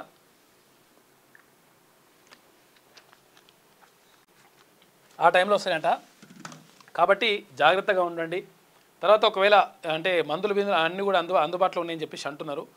ప్రభుత్వ ఆసుపత్రులలో అందుబాటులో పెట్టాల్సిన బాధ్యత కూడా ఉన్నది. కాబట్టి అందుబాటులో ఉండాలి. ఎందుకంటే పేదలకు పాపము చాలా రకరకాల ఇబ్బంది పడుతుంటారు, భయపడుతుంటారు. ఒక్కటేసారి వాంతులు, విరోచనాలు, లేకపోతే ఇంకా ఒక్కటేసారి అలసట, ఒక్కటేసారి మొత్తం ఇట్లా పడిపోవడం, అంటే ప్లేట్లెట్స్ తగ్గిపోవడం ఎంతో కూడా జరుగుతూ ఉంటుంది. కాబట్టి జాగ్రత్తగా ఉండండి. రోగులతో నిండిపోయిన నల్గొండ జిల్లా ప్రభుత్వ ఆసుపత్రి, జనరల్ ఆసుపత్రి అని చెప్పేసి అక్కడ చిత్రం చూసుకోవచ్చు. ఎడతెరపలేని వర్షాలు, వాతావరణ మార్పుల కారణంగా రాష్ట్రంలో సాధారణ జ్వరాలతో పాటు డెంగ్యూ, మలేరియా, చికెన్ గున్యా వంటి వైరల్ ఫీవర్స్ వేగంగా విస్తరిస్తున్నాయి. పిల్లల నుంచి పెద్దల వరకు చాలామంది జ్వరాల బారిన పడుతున్నారు.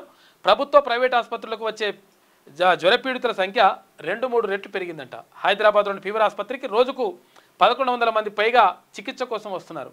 గడిచిన 15 రోజుల్లో రాష్ట్ర వ్యాప్తంగా 1,00,000 మంది జ్వరాల బారిన పడ్డట్టుగా అధికారులు లెక్కలు తేల్చారు. ప్రభుత్వ ఆసుపత్రులకే 20,000 మంది పేషెంట్లు వచ్చారని, పిఎస్సీలు, తర్వాత సిఎస్సీలు, ప్రైవేట్ ఆసుపత్రుల లెక్కలు కలిపితే ఈ సంఖ్య ఇంకా 4-5 రెట్లు ఉంటుందని అధికారులు చెప్తున్నారు. అయితే ఎడతెరిపిలేని వర్షాలు, వాతావరణం చల్లబడడంతో దోమలు పెరిగిపోయాయి. దీంతో పట్టణం, పల్లె అనే తేడా లేకుండా విష జ్వరాల బారిన పడుతుండట సంఖ్య పెరుగుతుంది. అయితే ఈ నెలంతా జ్వరాలు కొనసాగే పరిస్థితి ఉన్నందున ప్రభుత్వం అప్రమత్తమైంది. పారిశుద్ధ్య కార్యక్రమాలపై నిర్లక్ష్యం చేయొద్దని పంచాయతీరాజ్, మున్సిపల్ అధికారులకు ఆదేశాలు జారీ చేసింది. ఇక డాక్టర్లంతా విధుల్లో ఉండాలని, హై రిస్క్ గ్రామాల్లో వైద్య శిబిరాలు ఏర్పాటు చేయాలని వైద్య ఆరోగ్య శాఖ మంత్రి దామోదర్ రాజనరసింహ ఆదేశాలు జారీ చేసిండు. కాబట్టి జాగ్రత్తగా ఉండండి. ఎందుకంటే మనం నియంత్రించుకుంటే మంచిగా ఉంటుంది. ఆరోగ్యంగా ఉండడానికి అంటే ఉండాలంటే ఏం చేయాలి? పరిసరాలు పరిశుభ్రంగా ఉంచుకోవాలి, దోమలు రాకుండా చూసుకోవాలి. తర్వాత వేడిని అంటే వేడి చేసి చల్లార్చిన నీటిని తాగాలి. తర్వాత కొంచెం మంచిగా పరిశుభ్రమైనటువంటి తిండి తినాలి. ఈ చిరుతిళ్ళు అడ్డమైన తిండ్లు బయటకు పోయి తినుడు అవి చేయొద్దు. అవి చేస్తే కూడా ఆగమాగం అవుతుంది కథ. కాబట్టి జాగ్రత్తగా ఉండండి అని చెప్పేసి చెప్తా ఉన్నారు. ఉమ్మడి ఆదిలాబాద్ అతలాకుతలం. ఉత్తర తెలంగాణలో దంచి కొడుతున్న వర్షాలు, ఉప్పొంగి ప్రవహిస్తున్న ఒర్రెలు వాగులు, వందలాది గ్రామాలకు నిలిచిన రాకపోకలు. ఆదిలాబాద్ నిర్మల్కు ఫ్లాష్ ఫ్లడ్ వార్నింగ్ అంట. మరో 4 రోజులు వానలు ఉంటాయంట. ఇవాళ 5 జిల్లాలకు రెడ్ అలర్ట్. గోదావరి ప్రాజెక్టులకు జలకళ. కడం ఎల్లంపల్లి గేట్లు ఓపెన్ చేసిరట. మొత్తం మీద ఇక్కడ కృష్ణా నదికి మాత్రమే నీళ్ళు వస్తున్నాయి, పైన వర్షాలు కురుస్తున్నాయి. ఇక్కడ గోదావరి మొత్తం కూడా ఎండిపోయింది అనేటువంటి వార్తలు వస్తుండే ఈ మధ్యలో. అయితే ఇప్పుడు గోదావరి నదికి కూడా మంచి గట్టిన వానలు వస్తున్నాయంట. ఈ గోదావరి పరివాహక ప్రాంతాల్లో కూడా వర్షాలు కురుస్తుండటంతో గోదావరిలో కూడా మంచిగా నీళ్ళు వస్తున్నాయి. ఉత్తర తెలంగాణలో వర్షాలు దంచి కొడుతున్నాయి. ముఖ్యంగా ఆదిలాబాద్, ఆసిఫాబాద్, మంచిర్యాల, నిర్మల్ జిల్లాల్లో భారీ వర్షాలు కురుస్తున్నాయి. శుక్రవారం రాత్రి నుంచి ఎడతెరిపి లేకుండా కురుస్తున్న వానలతో ఉమ్మడి ఆదిలాబాద్ అతలాకుతలమైంది. అత్యధికంగా ఆదిలాబాద్ జిల్లా తాంసీలో 17.4, ఇక తలమడుగులో 17 సెంటీమీటర్ల వర్షపాతం నమోదైందంట. ఇక ఆదిలాబాద్ నీట మునిగిన ఆదిలాబాద్లోని సుభాష్ నగర్ కాలనీ దారుణంగా పరిస్థితి ఉంది. కాలనీల నీళ్ళలో ఉనివి. రాష్ట్రపతి గవర్నర్లకు గడువుపై కోర్టుల జోక్యం సరికాదు. సుప్రీంకోర్టుకు తెలిపిన కేంద్రం. అలా చేస్తే రాజ్యాంగపరంగా గందరగోళం. టైం లైన్ విధించడం అంటే వాళ్ళ స్థాయిని తగ్గించడమే. ఏవైనా లోపాలుంటే రాజకీయంగా రాజ్యాంగపరంగా సరిదిద్దాలి. గవర్నర్ వ్యవస్థ అంటే పోస్ట్ ఆఫీస్ లాంటిది కాదని చెప్పేసి ఇక్కడ ఓ లెటర్ రాసిరట. కేంద్ర ప్రభుత్వం లెటర్ రాసింది సుప్రీంకోర్టుకు. అధికారాన్ని వ్యక్తిగత కక్షలకు వాడను, కర్మ సిద్ధాంతాన్ని నమ్ముతా, ఎవరు చేసిన పనులకు వారే బాధ్యులవుతారు. సీఎంగా వచ్చిన గొప్ప అవకాశం ప్రజలకే ఉపయోగిస్తా అని చెప్పేసి సీఎం రేవంత్ రెడ్డి అంటుండు. భవనాలు, కట్టడాలు కాదు, పేదవాడి సంక్షేమమే నిజమైన అభివృద్ధి. ఉద్యమకారులమని చెప్పుకొని కొందరు టీవీలు, పేపర్లు, ఫామ్ హౌజులు 1000 కోట్ల రూపాయలు సంపాదించుకున్నారు. ఇది పరోక్షంగా కాక గురించి అన్నట్టుండు, కేసీఆర్ కుటుంబం గురించి. గద్దర్, అందశ్రీ, గూడ అంజన్న, గోరెటి వెంకన్న లాంటి అసలైన ఉద్యమకారులు సర్వం కోల్పోయారు. ఆధ్యాత్మికవేత్త శ్రీరామ్ రచించిన హసిత బాష్పాలు పుస్తకావిష్కరణలో నిన్న ముఖ్యమంత్రి మాట్లాడాడు. మొత్తం మీద ఇటువంటి కార్యక్రమాలకు నేను కాకపోతే ఏంటంటే ఈ కార్యక్రమానికి వచ్చిన, ఎందుకంటే ఇటువంటి కార్యక్రమాలకు వచ్చినప్పుడు ఆచితూచి మాట్లాడాలి. ఎందుకంటే ఇది పుస్తకావిష్కరణలు ఎప్పుడైనా కానీ పుస్తకాల్లో ఏముంటుంది, కథా కార్యక్రమం ఎంత ఉంటుంది. బయట పోయినప్పుడు నేను రాజకీయాలు మాట్లాడతా, కానీ ఇక్కడ వచ్చినప్పుడు మాట్లాడేటప్పుడు మాత్రం జాగ్రత్తగా మాట్లాడాల్సి ఉంటుంది అని చెప్పేసి అన్నాడు. నిజంగా కూడా అంటే ఇప్పుడు వ్యక్తిగతమైనటువంటి కక్షలు అంటే వాటి జోలికి వెళ్ళండి అని చెప్పేసి ముఖ్యమంత్రి అంటా ఉన్నాడు. అంటే దీని అర్థము ఒక రకంగా వాటి జోలికి వెళ్ళడం వెళ్ళకూడదు అనేది ఒకటే. అయితే ఇంకొకటి ఏంటంటే మరి ఇవి ఇప్పుడు అన్నీ కూడా విచారణ జరుగుతూ ఉంది. మరి వ్యక్తిగత కక్షల కింద తీసుకుంటారా, లేకపోతే నిజంగా రాష్ట్ర ప్రజలకు అన్యాయం జరిగిందని తీసుకుంటారా చూడాలి. ఎందుకంటే కాళేశ్వరం కమిషన్ రిపోర్ట్ ఇచ్చింది. తర్వాత ఇక్కడ విద్యుత్తుకు సంబంధించినటువంటి అవకతవకల పైన అది వస్తూ ఉంది, రిపోర్ట్ వస్తూ ఉంది. గొర్రెల స్కామ్కు వస్తూ ఉంది. తర్వాత ఇక్కడ ఫోన్ ట్యాపింగ్ వస్తూ ఉంది. ఇవన్నిటిపైన మరి చర్యలు తీసుకుంటారా తీసుకోరా? ఎందుకంటే మిమ్మల్ని ఇబ్బంది పెట్టిన వాళ్ళని ఇబ్బంది పెట్టండి అంటే దాని అర్థం మరి సప్లై కూకుంటారా అనేటువంటి అనుమానాలు కూడా వస్తున్నాయి. కాబట్టి దానిపైన కూడా మీరు క్లారిటీ ఇస్తే బాగుంటుంది. ఖజానా దొంగలు దొరికినరు. 2 అరెస్టు, పరారీలో మరో 5 ఉన్నారంట. బంగారం పూత ఊసిన 900 గ్రాముల వెండి ఆభరణాలు స్వాధీనం చేసుకున్నారు. ఈ దొంగలు ఇక్కడ బీహార్ నుంచి వచ్చిరట. బీహార్ నుంచి వచ్చి ఇదంతా కూడా చేస్తూ ఉన్నారంట. ఎక్కడెక్కడైతే అవుట్స్కట్లో ఉంటాయి కదా, సిటీ అవుట్స్కట్లో ఉన్నటువంటి పెద్ద పెద్ద బంగారం షాపులే వీళ్ళు లక్ష్యంగా పెట్టుకుంటారట. ఇవి తీసుకుపోయిన వాళ్ళు తీసుకొని లంగ కొడుకులు. విషయం ఏంటంటే వెండి ఆభరణాలకు బంగారం పూత పూస్తే అది బంగారమో కాదో కూడా గుర్తుపట్టని దొంగలు దొరికిరు అన్నట్టు. తీసుకుపోయి మహారాష్ట్రలో దొరికి వీళ్ళని పట్టుకొని వచ్చారు పోలీసులు. మంచిగా ఇంకా కొంతమంది కూడా ఉన్నారంట, వాళ్ళని కూడా దొరకబడతారు. 2 అరెస్టు, పరారీలో మరో 5 ఉన్నారంట. 12 రోజుల్లో సిటీలోని పలు దుకాణాల వద్ద రెక్కి హైదరాబాద్కు దూరంగా హైవేపై ఉండడంతో చందానగర్ ఖజానా జ్యువెలరీలో చోరీ చేశారు. మిగిలిన వారి కోసం గాలిస్తున్న ప్రత్యేక బృందాలు నిందితులంతా బీహార్కి చెందిన వారిగా పోలీసులు గుర్తించారట. వీళ్ళని తీసుకుపోయి మహారాష్ట్ర పట్టుకొచ్చారు. వీళ్ళని చోరీ చేస్తున్న దొంగల ఫైల్ ఫోటో, ఇక పోలీసులు స్వాధీనం చేసుకున్న నగలు ఇట్లున్నాయంట. వెండి పూత పూసిన బంగారం పూత పూసిన వెండి నగలు. అవును, సరోగసి పేరుతో మోసం చేశా. సృష్టి కేసులో నేరం ఒప్పుకున్న డాక్టర్ నమ్రత. ఈమె పేరు నమ్రత కూడా కాదంట, పేరు వేరే ఉన్నది. ఇక కన్ఫెషన్స్ రిపోర్ట్లో సంచలన విషయాలు బయటపెట్టిందంట. ఆమె 1988లో 88 బ్యాచ్మేట్స్తో కలిసి దందాలు, అప్పటి బ్యాచ్మేట్స్తో చేస్తుందట ఈమె. ఈమె పేరు అట్లూరు నీరజ, అసలు పేరు అంటే ఈమె పేరు డాక్టర్ నమ్రత పేరుతోటి మోసాలు చేస్తూ ఉన్నది. పిల్లలు లేని దంపతులను నమ్మించి సరోగసి పేరుతో 30 లక్షల దాకా వసూలు చేస్తాడట. కొన్ని కేసుల్లో చికిత్స చేయించకుండానే డబ్బులు కలెక్ట్ చేసింది కొనసాగుతున్న సిట్ విచారణ. చూసుకోయిగా మీకు పిల్లలు లేకపోతే టెస్ట్ బేబీ వేస్తాం, లేకపోతే ఇంకా మీ అండాలు పిండాలు తీస్తాం, తర్వాత మీ శుక్రకణాలు అండాలు మొత్తం కలిపేస్తాం, కలిపి ఇంకొకరి గర్భంలో పెడతాం, పెట్టి పిల్లలు పుట్టిస్తాం, పిల్లలు పుట్టించిన తర్వాత మీ పిల్లని అని మీకు ఇస్తామని చెప్పేసి అంటారు కదా. ఇవన్నీ మోసం చేసిందట. అట్లేం పుట్టకుండా ఎవరికో ఏదో వేసి జరిగిపోయి పిల్లల్ని తీసుకొచ్చి ఇవ్వడం కానీ రకరకాలు చేసిందట. పిల్లల అమ్మకాలు కొనుగోలు కూడా జరిగినాయట. ఇవన్నీ కూడా రకరకాల ఆరోపణలు ఉన్నాయి. నేను మోసం చేసినాను ఒప్పుకుంటుందట నమ్రత. ఆమె అసలు పేరేంది? నీరజ, అట్లూరి నీరజ. ఇది వెలుగు దినపత్రికలో ఉన్నటువంటి ప్రధాన కథనాలు. అయితే ఒకసారి ఆంధ్రజ్యోతి చూద్దాం.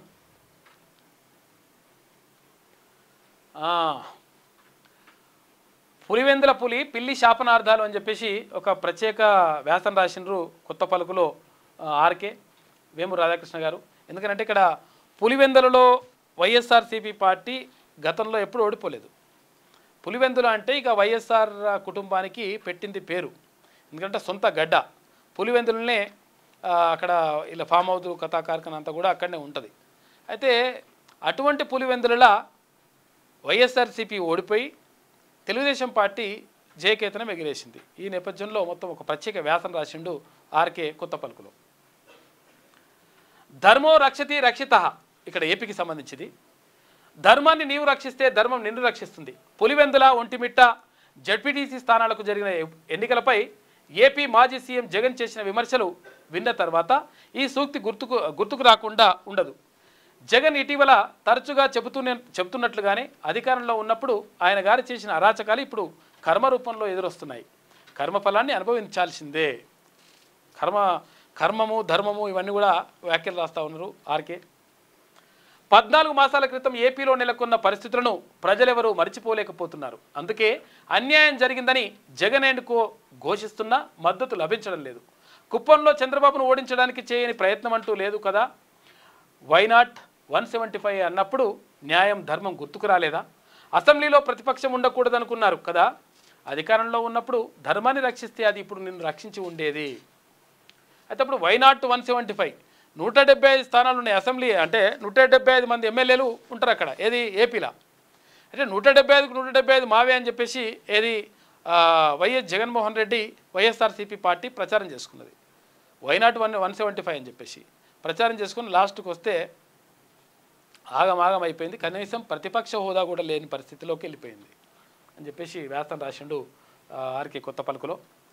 గడిచిన 30 ఏళ్లలో టీడీపీ అనేక పర్యాయాలు అధికారంలో ఉంది. అయినా పులివెందుల జడ్పీటీసీని గెలిపించుకోలేకపోయింది. 3 దశాబ్దాల తర్వాత గెలుచుకోగలిగారు.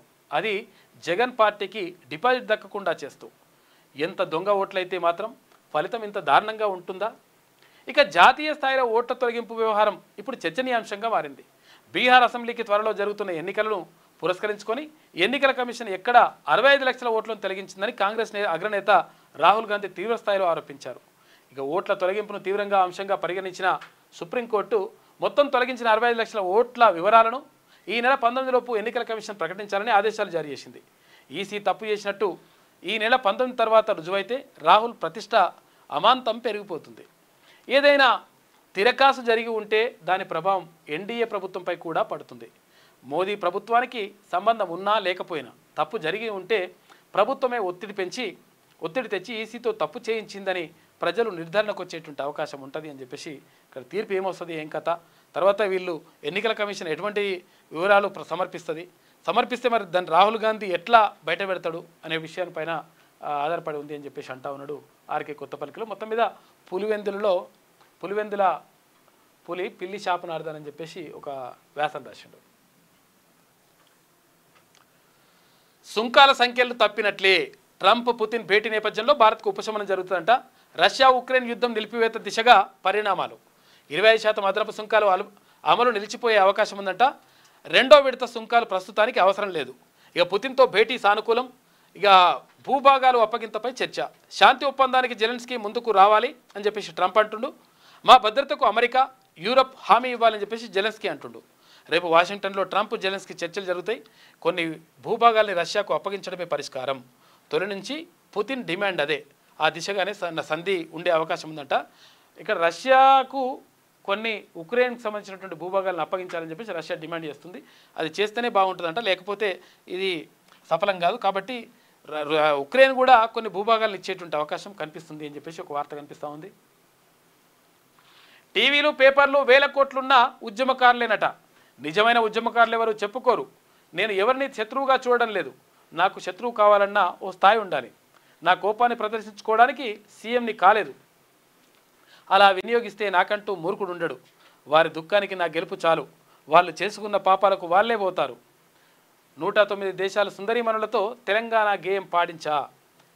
సీఎంగా ఇది నేను సాధించిన విజయం. ధర్మగంట మాదిరిగా అందుబాటులో ఉంటున్నాం. అంత్యశ్రీ హసిత బాష్పాలు ఆవిష్కరణలో సీఎం రేవంత్ రెడ్డి మాట్లాడాడు. ప్రత్యేక రాష్ట్ర ఉద్యమం దాకా కొంతమందికి ఫామ్ హౌస్లు, టీవీలు, పేపర్లు, వేల కోట్ల రూపాయల ఆస్తులు వచ్చినాయని చెప్పేసి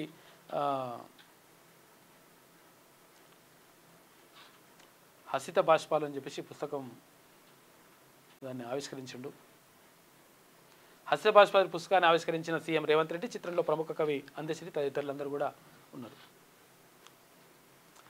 బీసీ రిజర్వేషన్లపై కార్యాచరణ 20 లేదా 21న పిఎస్సి భేటీలో చర్చించాక తుది నిర్ణయం తీసుకుంటారట. 22న ఢిల్లీకి రేవంత్, 23న లేదా 24న క్యాబినెట్, తర్వాత అసెంబ్లీ అంట. ఇక బిల్లుల్ని త్వరగా ఆమోదించాలని కోరుతూ తీర్మానం చేసే ఛాన్స్ ఉందంట. కాళేశ్వరం పైన అసెంబ్లీలో చర్చ, పవర్ పాయింట్ ప్రజెంటేషన్ ఉంటుందంట. మనం శనార్థి తెలంగాణలో దీని గురించి వార్తుంటుంది, చూద్దాం. దానిపైన విడవని వాన. ఉమ్మడి ఆదిలాబాద్, ఖమ్మం, వరంగల్, నిజామాబాద్ జిల్లాల్లో భారీ వర్షాలు ఉన్నాయి. అతలాకుతలమైన ఆదిలాబాద్ జిల్లా, ఇళ్లలోకి చేరిన నీరు, తెగిన రోడ్లు, ముగిన పంటలు, ఇద్దరి గల్లంతు. ఇవాళ రాష్ట్రంలో అత్యంత భారీ వర్షాలు ఉండేటువంటి అవకాశం ఉందంటే జాగ్రత్తగా ఉండండి. మొత్తం ఇళ్లకి నీళ్ళు వచ్చేసి ఇళ్ల వరద వచ్చేస్తుంది. ఆ అధికారం కోర్టులకు లేదు. బిల్లుని ఆమోదించే విషయంలో రాష్ట్రపతికి, గవర్నర్లకు న్యాయస్థానం గడువు పెట్టలేదు. అలా చేస్తే రాజ్యాంగపరమైన గందరగోళం వస్తుందని చెప్పేసి సుప్రీంకోర్టుకు తేల్చి చెప్పిన కేంద్ర సర్కార్. అన్ని శాఖల అధికారులు, సిబ్బంది అప్రమత్తంగా ఉండాలి. లోతట్టు ప్రాంతాల ప్రజలను సహాయ శిబిరాలకు తరలించాలి అని చెప్పేసి ముఖ్యమంత్రి రేవంత్ రెడ్డి ఆదేశాలు జారీ చేసిండు. ఇక సీఎం సహాయ నిధిని దొంగ పేర్లతో దోచేశారు. కోదాడ మాజీ ఎమ్మెల్యే సిబ్బంది చేతివాటం. ఇక లబ్ధిదారులకు డబ్బు ఇవ్వకుండా అవే పేర్లున్న వ్యక్తుల ఖాతాల్లో వేసినట్టే ఈ లంగా కొడుకులను మొత్తం తీసుకుపోయి ఏం చేసినా పాపం లేదు. సీఎంఆర్ఎఫ్ అంటే సీఎం రిలీఫ్ ఫండ్కి సంబంధించి, అంటే ముఖ్యమంత్రి సహాయ నిధి నుంచి వచ్చేటువంటి పైసలు. అంటే ఎప్పుడైనా హాస్పిటల్కి పోతే హాస్పిటల్ బాగా బిల్లులు అయితే ఆ బిల్లులు కట్టి ఆ బిల్లుని మళ్ళీ సమర్పిస్తే ప్రభుత్వం నుంచి, సీఎం సహాయ నిధి నుంచి కొన్ని పైసలు వస్తాయి. ఇప్పుడు 60,000 ఏదో మళ్ళీ లిమిట్ పెడుతురట. అంతకుముందు 30%, 30%, 40% వస్తుండే. అవి కూడా కాకుండా ఇప్పుడు 60,000 ఇస్తురట. ఆ పైసలను కూడా ఆ పేరున్నలతోటి, ఆ పేరున్నల పేర్లు పెట్టేసి డబ్బులు లాగేసుకుంటారట ఈ లంగా కొడుకులు. కోదాడ మాజీ ఎమ్మెల్యే సిబ్బంది చేతివాటం. లబ్ధిదారులకు డబ్బు ఇవ్వకుండా అవే పేర్లున్న వ్యక్తుల ఖాతాల్లో జమ అయ్యేలా ఏర్పాట్లు చేస్తారట. ఆపై అంతా కలిసి పంచుకున్న మూట 6గురిని అరెస్ట్ చేశారు. 9.30 లక్షలు 9,30,000 స్వాధీనం చేసుకున్నట. ఈ విషయం పైన క్యూనిస్ కూడా వచ్చిండ్రు. తీర్మానం కూడా ఈ విషయాలు బయట పెట్టిండు. గతంలో సూర్యాపేట జిల్లా కేంద్రంలో అంటే ఇటువంటి లంగా కథలు జరుగుతున్నాయని మనం ఎప్పుడో 2 సంవత్సరాల క్రితమే బయట పెట్టినాం. ఇవి రాష్ట్రంలో గంటకు 2 అబార్షన్లు అంట. 5 ఏళ్లలో 917.68% పెరుగుదల. గర్భ విచ్ఛిత్తులో దేశంలోని అగ్రస్థానం. దేశవ్యాప్తంగా 5 ఏళ్లలో 67% వృద్ధి. ఇక మందులతో పాటు ఇతర కారణాలతో అయ్యే అబార్షన్లు వైద్యశాఖ లెక్కల్లోకి వస్తున్నాయట. పెళ్ళైన వెంటనే గర్భం వస్తే వద్దనుకుంటున్న పలువురు దంపతులు, పిండంలో లోపాలు ఉంటే గర్భ విచ్ఛిత్తికే మొగ్గు చూపుతున్న వైనం. మొత్తం మీద చాలామంది అబార్షన్లు చేస్తూ ఉన్నారంట. రాష్ట్రం అంటే దేశంలోనే అబార్షన్లలో ఫస్ట్ ఉన్నదని చెప్పేసి వార్త కనిపిస్తూ ఉంది ఆంధ్రజ్యోతిలో. రాష్ట్రంలో ప్రతి గంటకు సగటున 2 అబార్షన్లు జరుగుతున్నాయి. గత 5 ఏళ్లలో తెలంగాణలో గర్భ విచ్ఛిత్తి రేటు ఏకంగా 917.68% పెరిగిందట. 2020-21 నుంచి 2024-25 మధ్య కాలంలో దేశంలో అన్ని రాష్ట్రాల్లో నమోదైన మెడికల్ టర్మినల్ ఆఫ్ ప్రెగ్నెన్సీ వివరాలను కేంద్ర వైద్య ఆరోగ్య శాఖ పార్లమెంటుకు నివేదించిందంట. తెలంగాణలో 2020-21లో 1578 ఎన్టీపీలు జరగగా 2024-25లో 16,059కి పెరిగిందట. మొత్తం మీద ఏంది అబార్షన్లు పెరుగుతున్నాయంట రాష్ట్రంలో. మరి రకరకాల కారణాలు, ఏం కారణాలో చూడాలి. ఇక మల్లె జిన్ మామిడి మద్యం. ఇది ఏంటంటే మొత్తం పండ్ల రసాలతో వచ్చినటువంటి ఏవైతే ఉంటాయో వాటిని ఆల్కహాల్ తీసుకోవడానికి మొత్తం మొగ్గు చూపుతున్నారంట చాలామంది. టమాటోతో ఓడక, బీట్రూట్, క్యారెట్తో లిక్కర్ అంట. మందార పువ్వు ఇకపై మత్తెక్కిస్తుంది. మార్కెట్లోకి పువ్వులు, పండ్ల, కూరగాయల మద్యం. ఇప్పటికే యూరోప్లో ఆదరణ బాగుందంట. 30,000 కోట్ల రూపాయల మార్కెట్. రాష్ట్ర ఎక్సైజ్ శాఖ ముందుకు ప్రతిపాదనలు వస్తున్నాయంట. కసరత్తు కూడా చేస్తూ ఉన్నారంట. ఏంటి పండ్లతోటి, పూలతోటి వచ్చినటువంటి దాంతో ఈ లిక్కరు తర్వాత ఇవన్నీ తయారు చేస్తారట. వాటికి మంచి ఇప్ప పువ్వు సారా అంటారు కదా, అటువంటిది అనమాట లెక్క ఇది. ఆక్యుపెన్సీ సర్టిఫికేట్ ఉంటేనే విద్యుత్ కనెక్షన్. విద్యుత్ పంపిణీ సంస్థలకు హైకోర్టు స్పష్టీకరణ. ఇక ఎన్డీఏ ఉపరాష్ట్రపతి అభ్యర్థి ఎంపికపై కసరత్తు ముమ్మరం చేస్తున్నారట. ఇవాళ బీజేపీ పార్లమెంటరీ పార్టీ భేటీ, అభ్యర్థిని నిర్ణయించే అవకాశం. ఇక రేసులో ప్రధానంగా రాజ్నాథ్ సింగ్ పేరు ఉందంట. సెప్టెంబర్ 9న ఉపరాష్ట్రపతి ఎన్నిక ఉంటుందని చెప్పేసి అంటున్నారు. ఓట్ చోరీపై తాడోపేడో. బీహార్లో ఇవాల్టి నుంచి రాహుల్ ఓటు అధికారి యాత్ర. ఇక 20 జిల్లాలో 16 రోజులు జరుగుతుందంట. పెద్ద ఎత్తున పాల్గొనున్న ఇండియా కూటమి పార్టీలు. ఇది ఎస్ఐఆర్పై యుద్ధం, భారత ప్రజాస్వామ్య చరిత్రలో మైలురాయని చెప్పేసి కాంగ్రెస్ పార్టీ అంటుంది. ఢిల్లీలో ఇవాళ ఈసీ విలేకరుల సమావేశం పెడతారంట. ఎస్ఐఆర్ ఓట్ చోరీలపై వివరణ ఇచ్చే అవకాశం ఉంటుందని అంటున్నారు. మరి ఇయ్యాలి, ఇవ్వకపోతే మీ మీద నమ్మకం పోతుంది. ఇప్పటికే నమ్మకం పోయింది చాలా వరకు. ఇది ఆంధ్రజ్యోతిలో ఉన్నటువంటి ప్రధాన కథనాలు. అయితే ఒకసారి మన శనార్థి తెలంగాణ చూద్దాం. మార్వాడి గో బ్యాక్ సంగతి ఏంది? ఆందోళన రాజకీయమా? సోషల్ మీడియాలో విస్తృతమవుతున్న మార్వాడి వ్యతిరేక ప్రచారం. ఇక పక్షం రోజుల క్రితం మోండా మార్కెట్లో దళిత యువకుడిపై మార్వాడీల దారి. ఇక ఆ తర్వాత మార్వాడీలకు వ్యతిరేకంగా పాట రాసిన గోరటి రమేష్ సాంగ్ వైరల్ అయిపోయింది. మార్వాడి వ్యాపారులకు నిరసనగా రేపు ఆమనగల్లు బంద్కు పిలుపునిచ్చిండ్రు. హైదరాబాద్ వస్త్ర తర్వాత వర్తక, టోకు వ్యాపారాల్లో మార్వాడీలదే అగ్రస్థానం. మార్వాడి గుప్పిట్లో రాణిగంజ్, బేగం బజార్. ఇక మార్వాడీలపై స్థానిక వ్యాపారులు గుస్తా అవుతున్నారు. మార్వాడి గోబ్యాక్ నినాదాన్ని ఖండించిన బీజేపీ తర్వాత టీపీసీసీ. ఇక బీఆర్ఎస్ పార్టీ మాత్రం సైలెంట్ ఉంది. అసలు ఏం జరుగుతుందో తెలియక పబ్లిక్ గాబరాగా ఉన్నారని చెప్పేసి ఒక వార్త కనిపిస్తా ఉంది. మొత్తం మీద మార్వాడీలు మొత్తం వ్యాపారాలని కూడా మొత్తం కబ్జా పెట్టేసిండ్రు. మ్యాక్సిమం ఊర్లకు కూడా వెళ్ళిపోయింది. అప్పుడు హైదరాబాద్కే పరిమితమైనటువంటి మార్వాడీలు రాణిగంజ్, బేగం బజార్ ఇటువంటి చోట్లనే ఉండే. కానీ ఇప్పుడు ఊర్లలో కూడా మొత్తం మార్వాడీలది షాపులు అయిపోయినాయి. దీంతో చిన్న చిన్న వ్యాపారులు మొత్తం కూడా దెబ్బతింటా ఉన్నారు అని చెప్పేసి ఆరోపణలు ఉన్నాయి. మరి ఏం చేస్తారో చూడాలి. తెలంగాణలో ఇప్పుడు కొత్త ఉద్యమం మొదలైంది. రాష్ట్రంలో ప్రస్తుతం మార్వాడి గోబ్యాక్ ఉద్యమం ఊపందుకుంటోంది. అయితే ఈ ఉద్యమం స్వచ్ఛందంగా మొదలైందేనా లేక దీని వెనుక ఏమైనా రాజకీయాల కారణాలు ఉన్నాయా అనే విషయంలో సంశయం నెలకొంది. వాస్తవానికి దేశీయ వ్యాపారాల్లో మార్వాడీలది గణనీయమైన పాత్ర. వస్త్ర, వర్తక, బంగారం వంటి బిజినెస్లతో పాటు అనేక బిజినెస్లు ఇండియాలో వీరి గుత్తాధిపత్యంలోనే ఉన్నాయి. మార్వాడీలు దేశమంతటా విస్తరించి వ్యాపారాలు చేస్తున్నారు.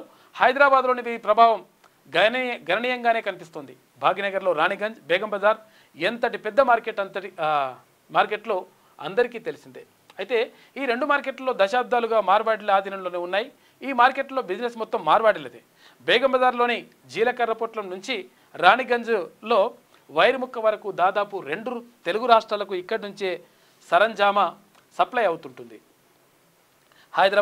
హైదరాబాద్లో దాదాపు వీరి సంఖ్య 6 నుంచి 8 లక్షల వరకు ఉంటుందని అంచనా వేస్తున్నారు. అయితే దశాబ్దాల కాలం వరకు వీళ్ళు హైదరాబాద్, తెలంగాణ, ఏపీలోని పెద్ద పట్టణాలకే పరిమితమైన వీళ్ళు ఇప్పుడు గ్రామీణ ప్రాంతాల్లోకి విస్తరించారు. తెలంగాణలోని అనేక పల్లెల్లో ఇప్పుడు రాజస్థానీ తర్వాత గుజరాతీ మార్వాడి హోల్సేల్స్ వెలిశాయి. ఈ నేపథ్యంలోనే వీరి రాక సహజంగానే స్థానిక వ్యాపారాల్లో కొంత ఆందోళన పెంచింది. అయినప్పటికీ వీళ్ళ పట్ల ఇన్నాళ్ళు పెద్దగా ఎప్పుడూ వ్యతిరేకత వ్యక్తం కాలేదు. కానీ 15 రోజుల క్రితం సికింద్రాబాద్ మోండా మార్కెట్లో జరిగిన ఓ సంఘటన మార్వాడి వ్యాపారాలపై తీవ్ర ప్రభావం చూపిస్తోంది. పక్షం రోజుల క్రితం ఒక దళిత యువకుడిపై మార్వాడి జ్యువెలరీ షాపు నిర్వాహకుడు దాడి చేశాడు. ఆ దళిత యువకుడిని కొడుతున్నప్పుడు అడ్డుకునేందుకు వెళ్ళిన ఓ ముదిరాజ్ మరో వ్యక్తిపై కూడా మార్వాడి అటాక్ చేశాడు. అయితే ఇదే రాష్ట్ర వ్యాప్తంగా పెద్ద చర్చకు దారితీసింది. ఆ మార్వాడి దాడికి సంబంధించిన దృశ్యాలు సోషల్ మీడియాలో పెద్ద ఎత్తున వైరల్ అయ్యాయి. ఈ నేపథ్యంలోనే గోరెట్టి రమేష్ అనే వ్యక్తి మార్వాడి దోపిడీకి పాల్పడుతున్నారంటూ ఒక సామాజిక వర్గానికి వ్యతిరేకంగా రాసిన పాట కూడా పెద్దగా సోషల్ మీడియాలో వైరల్ అయిపోయింది. దీంతో మార్వాడి గోబ్యాక్ అనేటువంటి పరిస్థితికి వచ్చింది. ఆమనగల్లో బంధుకు కూడా పిలుపునిచ్చిరట. అయితే ఈ సిటీలోనే పరిమితమైనటువంటి వీళ్ళు ఇప్పుడు మొత్తం ఊర్లలో కూడా వచ్చేసి ఊర్లలో కూడా మొత్తం కూడా కబ్జా పెడుతున్నారు. మొత్తం కూడా ఏది వ్యాపారాలు అనేటువంటి ఆరోపణలు ఉన్నాయి. ఈ నేపథ్యంలో ఏం చేస్తారు ఏం కథ అనేది చూడాలి. నిజంగా కూడా దారుణమైనటువంటి పరిస్థితిలోకి వెళ్ళిపోతుంది. మరి తెలంగాణ వాళ్ళు మరి వ్యాపారాలు చేయకనా, లేకపోతే కొన్ని పనులలో కూడా బీహార్ వాళ్ళు, తర్వాత ఇక్కడ ఉత్తరప్రదేశ్ నుంచి వచ్చిన వాళ్ళు, ఒడిశా వాళ్ళు, ఇట్లా రకరకాలుగా వచ్చేస్తూ ఉన్నారు. ఇప్పుడు ఇక్కడ మనము ఏది ఇక్కడ పటాన్ చెరువు కానీ, లేకపోతే ఇక్కడ చెర్లపల్లి కానీ, ఇక్కడ ఇండస్ట్రియల్ కారిడార్స్ ఉంటాయి కదా, అక్కడ మొత్తం కూడా బీహార్ వాళ్ళు, ఉత్తరప్రదేశ్ నుంచి వచ్చిన వాళ్ళు, ఒడిశా నుంచి వచ్చిన వాళ్ళు మొత్తం టోటల్గా ఆ కంపెనీల్లో వాళ్ళే పనిచేస్తున్నారు. కొంచెం అగ్వసగ్గకు వాళ్ళు పనిచేస్తారు. దీంతో వాళ్ళే వచ్చి ఉంటున్నారు. దీంతో అక్కడ వాళ్ళు స్థిరపడేటువంటి పరిస్థితులు కూడా ఉన్నాయి. దీనివల్ల స్థానికులకు నష్టం జరిగేటువంటి అవకాశం కూడా ఉంది అనేటువంటి ఆరోపణలు అంటే ఆందోళనలు మాత్రం కనిపిస్తూ ఉన్నాయి. మరి ఏందో చూడాలి దాని సంగతి అంటే పరిస్థితి కూడా. ఎందుకంటే సరే అంటే వాళ్ళు బతుకొద్దని కాదు, కాకపోతే ఏంటంటే మరి బతుకుతే ఇక్కడ ఉన్న వాళ్ళ బతుకు తెరువు ఎట్లా అనేటువంటిది కూడా ఒక చర్చ జరుగుతూ ఉంది. కోర్టుకు అధికారాలు లేవు, రాష్ట్రపతి గవర్నర్కు గడువు విధించలేదు. గడువు విధిస్తే వారి స్థానాన్ని తగ్గించినట్లే. ఆ పదవులు ప్రజాస్వామ్య ఆదర్శాలను సూచిస్తాయి. లోపాలను రాజ్యాంగపరంగా సరిదిద్దాలి. సుప్రీంకోర్టుకు లిఖితపూర్వకంగా లేఖ పంపింది కేంద్రం. భారత్కు శుభాంశు శుక్లా ప్రధాని మోడీతో భేటీ అయ్యే అవకాశం అంట. స్నేహితులు సహోద్యోగులతో అనుభవాలను పంచుకోవాలనుకుంటున్న శుభాంశు అందుకోసం ఆసక్తిగా ఎదురు చూస్తున్న ఇన్స్టా పోస్ట్ అంట. ఆపరేషన్ కగారు ఎందుకు ఎత్తేయాలి? నక్సల్స్తో చర్చలు జరిపి మీరేం సాధించారు? నక్సల్స్ తూటాలకు 50,000 మంది బలయ్యారు. 50 ఏళ్లలో భారీ విధ్వంసం జరిగింది. కేంద్ర హోంశాఖ సహాయ మంత్రి బండి సంజయ్ మాట్లాడిండు. ఇక రైతన్నల పాలిట భస్మాసుర హస్తం. అన్నదాతలు పడరాని పాటలు పడుతున్నారు. యూరియా బస్తాల కోసం పడిగాపులు కాస్తున్నారు. రేవంత్ సర్కార్ మాత్రం మొదటి నిద్రలోనే ఉంది. బీఆర్ఎస్ ఎమ్మెల్యే హరీష్ రావు విమర్శలు చేసిండు. వారెవ్వా ఎంత గొప్ప మార్పు. యూరియా కొరతపై కేటీఆర్ సెటైర్లు వేస్తున్నాడు. అయితే వీళ్ళ నాయన వీళ్ళ మామ ఎవరు? కేసీఆర్. కేసీఆర్ పుట్టిందే అందుకు కావచ్చు. 28 లక్షల టన్నులో 27 లక్షల టన్నులో 28 లక్షల టన్నులో మొత్తం ఫ్రీ ఇచ్చేస్తా యూరియా, మొత్తం ఫ్రీ ఇచ్చేస్తా ఎరువులు అని చెప్పిండు. పావు కిలో కాదు, అర్ధపావు కూడా ఇలే. ఇప్పుడు నిజంగా చెప్పిన మాట నెరవేర్చి ఉంటే, కేసీఆర్ నిజంగా ఒకవేళ అట్లా చేసి ఉంటే ఇప్పుడు అనడానికి వీళ్ళకి నిజంగా అవకాశం ఉంటుండే. ఎవరికి? హరీష్ రావు కానీ లేకపోతే కేటీ రామారావు కానీ. కానీ మీ నాయన చెప్పిందేమో ఒకటి, చేసిందేమో ఇంకొకటి. ఇప్పుడు మళ్ళా మీరు అంటున్నారు. ఇప్పుడు గతంలో బీఆర్ఎస్ ప్రభుత్వం ఉన్నప్పుడు కూడా ఇదంతా కూడా జరిగింది. ఇదంతా కూడా ఈ చెప్పులు పెట్టుడు, తర్వాత ఈ కచ్చిప్లు వేసుడు, ఇదంతా కూడా జరిగింది. కాకపోతే ఏంటంటే రైతులకు ఎట్టి పరిస్థితుల్లో నష్టం జరగడానికి వీల్లేదు. ఇప్పుడున్నటువంటి ప్రభుత్వం అయినా సరే దీనిపైన ప్రత్యేక చొరవ తీసుకోవాలి. 100% రైతులకు మేలు జరిగే విధంగా చర్యలు తీసుకోవాలి. చూడరు ఇగో ఇందాక అనుగుణంగా మనము ఏది అది కోర్టుకు అధికారాలు లేవని చెప్పేసి లేఖ రాసింది కదా. ఇప్పుడు ఏమవుతుందంటే కథ ఇగో బీసీలకు కాడికి వచ్చింది లెక్క. బీసీలకు మరో నయవంచన. గవర్నర్ రాష్ట్రపతి వద్ద పెండింగ్లో ఉన్న ఆర్డినెన్స్ బీసీ బిల్లులు. స్థానిక సంస్థలో 42% పార్టీ పరంగా రిజర్వేషన్లకు సిద్ధమవుతున్న పాలకుల పార్టీలు. ఇక అన్ని పార్టీలను కలుపుకొని గట్టి పోరాటం చేయడంలో కాంగ్రెస్ విఫలమైంది. అసెంబ్లీలో మద్దతిచ్చి మాట మార్చిన బీజేపీ. ఇక బీసీల గురించి మాట్లాడడానికి వెనకాడుతున్న బీఆర్ఎస్. చట్టపరమైన హక్కు కల్పించాల్సిందేనని బీసీలు పట్టుబడుతున్నారు. 7 దాకా వస్తుంది లెక్క. తెలంగాణ రాష్ట్రంలో బీసీలు మరోసారి నయవంచనకు గురి కాబోతున్నారు. రాబోయే స్థానిక సంస్థల ఎన్నికల్లో బీసీలకు 42% రిజర్వేషన్లు పార్టీ పరంగా కల్పించాలని పార్టీలు నిర్ణయించుకున్నాయి. ఇక కాంగ్రెస్ పార్టీ ఎన్నికల హామీ మేరకు కులగణన కోసం కేబినెట్ ఆమోదంతో ఫిబ్రవరి 16, 2024న అసెంబ్లీలో తీర్మానం పెట్టి ఆమోదింపజేసిరు. మరి 7 దాకా వచ్చింది కథ అంటే ఆన్నే ఉన్నది లెక్క. గత సంవత్సరం అక్టోబర్ 10న కులగణన కోసం ఉత్తర్వులు జారీ చేశారు. డిసెంబర్ చివరి నాటికి సామాజిక, ఆర్థిక, విద్య, ఉద్యోగ రాజకీయ కులగణన పూర్తి చేశారు. ఇంకా మిగిలిపోయిన వారికి ఫిబ్రవరి 2025లో రెండో విడత కులగణన జరిగింది. తెలంగాణ ప్రభుత్వం మార్చి 17, 2025న 2 వేరు బిల్లులు అసెంబ్లీలో ప్రవేశపెట్టింది. ఇందులో విద్యా ఉద్యోగాల్లో 42% రిజర్వేషన్ కల్పించేది ఒక బిల్లు అయితే, మరొకటి స్థానిక సంస్థల ఎన్నికల్లో 42% బీసీలకు రిజర్వేషన్ ఆమోదించింది. బీసీలకు విద్యా ఉద్యోగాలకు సంబంధించిన బిల్లును ప్రభుత్వం అసలు పట్టించుకోవడం లేదు. అయితే బీసీలకు రిజర్వేషన్ల పెంపుపై ప్రవేశపెట్టిన 2 బిల్లులకు అసెంబ్లీలో అన్ని పక్షాల నుంచి మద్దతు పలికి ఏకగ్రీవంగా ఆమోదించి తెలిపినాయి. ఏది ఏమైనప్పటికీ బీసీలకు న్యాయం చేసేటువంటి దిశగా మాత్రం కనిపిస్తలేదు. మరి ఏం చేస్తారో చూడాలి. నిజంగా ఒకవేళ ఉల్టా జరిగితే మాత్రం బీసీలు ఈ పార్టీలను బొందబెట్టుడు మాత్రం ఖాయం. ఇక చర్చలు సఫలం. అలాస్కాలో ముగిసిన ట్రంప్ పుతిన్ భేటీ 2 గంటల 53 నిమిషాల పాటు సాగిన సమావేశం. ట్రంప్ పుతిన్ సంయుక్త ప్రకటన. ఇక ట్రంప్ను చాలా కాలం తర్వాత కలిశాను. చర్చలు సానుకూలంగా జరిగాయి. ట్రంప్తో నాకు మంచి సంబంధాలు ఉన్నాయి. ఉక్రెయిన్ ప్రధాన అంశంగా చర్చించాం. కొన్ని అంశాలకు పరిష్కారం దొరికాయి. పెండింగ్ అంశాలపై మరోసారి చర్చిస్తానని చెప్పేసి పుతిన్ చెప్పిండు. జెలెన్స్కీకి చర్చలు వివరాలు తెలుపనున్న ట్రంప్ అంట. మాస్కోలో మరోసారి భేటీ ఉందంట. మరి ఉంటే ఈ ఉక్రెయిన్ అధ్యక్షుడు కూడా వచ్చి మాట్లాడతాడు. ఇక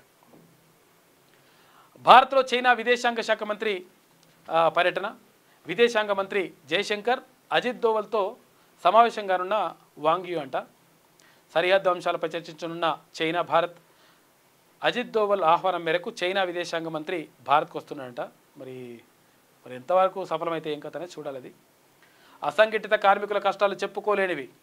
వారెంత పని చేసినా గుర్తింపు ఉండదు. వారి సమస్యను మేము అర్థం చేసుకోగలం. టీపీసీ చీఫ్ మహేష్ కుమార్ గౌడ్ అంటుండు. నిజంగా అసంఘటిత కార్మికులకు న్యాయం జరగాల్సిన అవసరం ఉన్నది. నిజమైన ఉద్యమకారులు ఎవరు? ఉద్యమకారుడని చెప్పుకోరు. అంత్యశ్రీ ఎప్పుడు ఉద్యమకారుడని చెప్పుకోలేదు. అట్లా చెప్పుకున్న వాళ్లకు టీవీలు, పేపర్లు, 1000 కోట్ల ఆస్తులు వచ్చాయి. ఆ పదాన్ని మేము ఆపాదించుకోవడం సరికాదు. నేను ఎవరిని శత్రువుగా చూడను. నచ్చని వారిపైన అధికారాన్ని ఉపయోగించే మూర్ఖుని కాదు. అద్దాల మేడలు, రంగుల గోడలు అభివృద్ధి కాదు. తెలంగాణను $3 ట్రిలియన్ ఆర్థిక వ్యవస్థగా మార్చడమే లక్ష్యం. హాసిత భాష్పాలు పుస్తకావిష్కరణలో సీఎం రేవంత్ రెడ్డి మాట్లాడాడు. పిల్లల్ని కనే రోబో పిల్లల్ని కూడా అంటున్నాయటని. నిన్న మొన్ననేమో ఏది రన్నింగ్ పోటీలు, తర్వాత హై జంపు, లాంగ్ జంపు, తర్వాత ఇవన్నీ పోటీలు పెట్టారు, ఆటల పోటీలు. ఇప్పుడు పిల్లల్ని కంటాయంట అవి. అవి పిల్లల్ని కంటే ఇక మనుషులు ఎట్లా మరి లెక్క. 9 నెలల్లో డెలివరీ అంట. సేమ్ మనిషి లెక్కనే. ప్రెగ్నెన్సీ రోబోను తయారు చేయనున్నట్టు చైనా 12.96 లక్షలకు ఖర్చు అవుతుందని చెప్పేసి అంచనా వేస్తారట. 2026 నాటికి రోబో నమూనా తయారు చేస్తారట. పిల్లలు పుడతాయట. రోబోకు ఇంకో పిల్లలు పుడతాయట. త్వరలోనే 9 నెలల్లో పిల్లలను కనే రోబో రాబోతుంది. కృత్రిమ గర్భంతో పిల్లలను కనే రోబోను చైనా తయారు చేస్తుందట. సింగపూర్ ఇక Nanyang varsity scientist doctor Zhang Qifeng నాయకత్వంలో ప్రెగ్నెన్సీ రోబోను పరిశోధకులు అభివృద్ధి చేస్తున్నారు. ఇందులో ఆర్టిఫిషియల్ ఇమ్నియోటిక్ ఫ్లూయిడ్ను ప్రవేశపెట్టి ట్యూబ్ ద్వారా న్యూట్రిమెంట్స్ అందిస్తారంట. మొత్తం మీద 9 నెలల్లో శిశువు తయారవుతుంది. 2026 నాటికి ఈ రోబో నమూనా తయారు కానుంది. ఇందుకోసం 12.96 లక్షల రూపాయలు ఖర్చు అవుతుందంటే వాళ్ళు అంచనా వేస్తారట. మరి ఏందో కథగా. సరోగోసి అద్దె గర్భం ఉన్నది కదా, ఈ సరోగోసి అవసరం లేకుండా ఈ రోబోనే కంటదంట మరి పిల్లల్ని.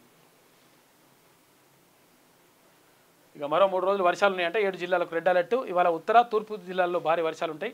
ప్రజలు అప్రమత్తంగా ఉండాలని చెప్పేసి హైదరాబాద్ వాతావరణ కేంద్రం చెప్తా ఉంది. బీసీలకు మరో నయవంచన. తెలంగాణలో యూరియా కోతలకు కారణం ఏంటి అని చెప్పేసి గంట సోమన్న ప్రత్యేక వ్యాసం రాసిండు.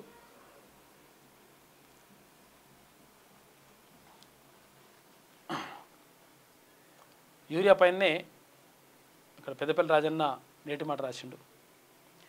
ఇది శనార్థిలో ఉన్నటువంటి ప్రధాన కథనాలు. అయితే ఒకసారి సాక్షి చూద్దాం. గూగుల్ని అడిగేస్తూ చెప్పింది చేసేస్తూ. ఒకప్పుడు ఏ అనారోగ్య సమస్య వచ్చినా వైద్యుడి దగ్గరికి వెళ్ళేవాళ్ళం. ఇప్పుడు ఇంటర్నెట్ కాలం నడుస్తుంది. ఏ సమస్య తలెచ్చినా ఏం చేయాలో గూగుల్ని అడిగేస్తారట చాలామంది, డాక్టర్ లేకుండా. కాకపోతే ఇది కొంతవరకు ప్రమాదం, మంచిది కాదు. కొన్ని చిన్న అయితే అడగవచ్చు, కానీ అన్నీ అడిగితే ప్రాబ్లం అవుతుంది. అంటే తప్పుడు ఏమన్నా సమాచారం ఇస్తే. గేమ్ చేంజర్ జిఎస్టీ సంస్కరణలు. జీఎస్టీ మార్పులకు కొత్త తరం గేమ్ చేంజర్ సంస్కరణలుగా ప్రభుత్వాలు అభివర్ణించాయి. ఇవి 2047 నాటికి ఒకే స్లాబ్ దిశగా బాటలు వేస్తాయని చెప్తున్నారట. రంగు బల ఆరోగ్యం డీలా. భోజన ప్రియులను నోరూరించే రంగుల ఆహార పదార్థాలు వెనుక ఉన్న రసాయనాలు ఆరోగ్యానికి సవాలు విసురుతున్నాయంట. ఇలా ఎర్రగా చిల్లి అని చెప్పేసి ఇట్లా వేస్తుంటారు, తర్వాత ఇది వేస్తుంటారు, అది వేస్తుంటారు, తర్వాత స్వీట్ హౌస్లలో కూడా మంచిగా మెరుపు కాగితాలు పెడుతుంటారు, ఇవన్నీ చేస్తుంటారు కదా. ఇవన్నీ కూడా ఆరోగ్యానికి హానికరం. చాలామంది ఏం చేస్తుంటారంటే అసలు యాక్చువల్గా నాకు చాలా బాధ అనిపిస్తుంది. అంటే బిర్యానీ వండుతారు కదా, బిర్యానీ వండిన తర్వాత బిర్యానీ డైరెక్ట్ వేసుకుంటే మంచిగా ఉంటుంది. ఇక అడ్డమైన ఇప్పుడు హోటళ్ళలో కూడా అదేందో కలర్ వేస్తారు. అందులో ఆ కలర్ వేయడం వల్ల చాలా డేంజర్ అది. అసలు యాక్చువల్గా ఆ కలర్లు వేయాల్సిన అవసరం లేదు. చూడడానికి కాదు కదా మనకు కావాల్సింది, ఆరోగ్యానికి మంచిగా ఉండాలి, రుచి ఉండాలని కోరుకోవాలి. కానీ చూడడానికి మంచిగా కనిపించాలి, కలర్ కనిపించాలని చెప్పేసి అడ్డమైన కలర్లన్నీ వేస్తున్నారు. ఈ ఫంక్షన్లలో ఏమన్నా ఇప్పుడు బిర్యానీ వండితే కూడా ఆ బిర్యానీలో కూడా కలర్లు వేసి పడేస్తారు. తర్వాత కూడా ఇవి ఉంటాయి కదా, ఏవి చికెన్ మంచూరియా, ఆ మంచూరియా, ఈ మంచూరియా ఉంటాయి కదా, దాంట్లో కూడా కలర్ కలిపి పాడవుతారు. దీంతో మొత్తం కూడా ఆరోగ్యం దెబ్బతింటుంది. చూడడానికి మంచిగా కనిపిస్తుంది కానీ ఆరోగ్యం అనారోగ్యానికి పాడవుతుంది. కాబట్టి జాగ్రత్తగా ఉండండి. ఈ అడ్డమైన కలర్లు వాడకూరి అన్న కలుపుడు చాలా డేంజర్ అది. రక్తపోటు పెంచేస్తున్న సూర్యుడు. రాత్రి పగలు తేడా లేకుండా ఎప్పుడైనా సరే రక్తపోటును సూర్యుడు ప్రభావితం చేస్తాడనే కొత్త విషయం వెలుగులోకి వచ్చిందట. మంచిగా ఉంది. బ్లడ్ ప్రెషర్ని, బీపీని. అలాగైతే గందరగోళమే. రాష్ట్రాల బిల్లులపై రాష్ట్రపతి గవర్నర్లకు కోర్టులు టైంలైన్ విధిస్తే రాజ్యాంగపరమైన గందరగోళం తలెత్తుతుందని చెప్పేసి కేంద్రం లేఖ రాసిందట.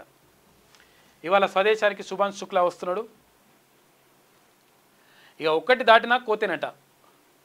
గృహజ్యోతి ఉచిత విద్యుత్ పథకం కుదింపు యోచనలో ప్రభుత్వం ఉందట. ప్రస్తుతం 200 యూనిట్ల లోపు విద్యుత్ ఉపయోగించేటువంటి వారికి ఈ పథకం వర్తిస్తుంది. ఇకపై ఏ నెలలో అయినా ఒక్కసారి 200 యూనిట్లు దాటినా కానీ మొత్తం బంద్ చేస్తారట. కొత్తగా ఈ పథకం దరఖాస్తులను అంగీకరించొద్దని నిర్ణయం. ప్రస్తుతం 51.26 లక్షల ఉచిత విద్యుత్ కనెక్షన్లు ఉన్నాయి. వీటికి ప్రతి నెల 185 నుంచి 200 కోట్ల రూపాయల ఖర్చు అవుతుంది. సబ్సిడీ భారం తగ్గించుకునేందుకు ఉన్నత స్థాయిలో చర్చలు జరుగుతున్నాయట. మరి తెల్ల కార్డులు 93 లక్షలు ఉన్నాయి. 200 యూనిట్లు ఒక్క నెల దాటినా కానీ వాళ్ళకు అది ఖతం అవుతుందట. అటువంటి దశకొస్తారని చెప్పి అంటున్నారు. మరి పూర్తి స్థాయిలో చూడాలి. ఎందుకంటే క్వశ్చన్ మార్క్తో అది ఆశ్చర్యార్థకంతో పెట్టారు కాబట్టి ఒక క్లారిటీ లేనట్టు. అది ఉత్కంఠతో మొదలై ఉసూరు మనిపించి నిష్ఫలంగా ముగిసిన ట్రంప్ పుతిన్ చర్చలు అని చెప్పేసి నిష్ఫలంగా కొంతవరకు నయమే అనుకుంటారు. ఇక రేపే ట్రంప్ జెలెన్స్కీ భేటీ అవుతారు. జెలెన్స్కీ ట్రంప్ భేటీ అయితే మరి కొంతవరకు తేలుతుంది. ఇక స్లీప్ అంట.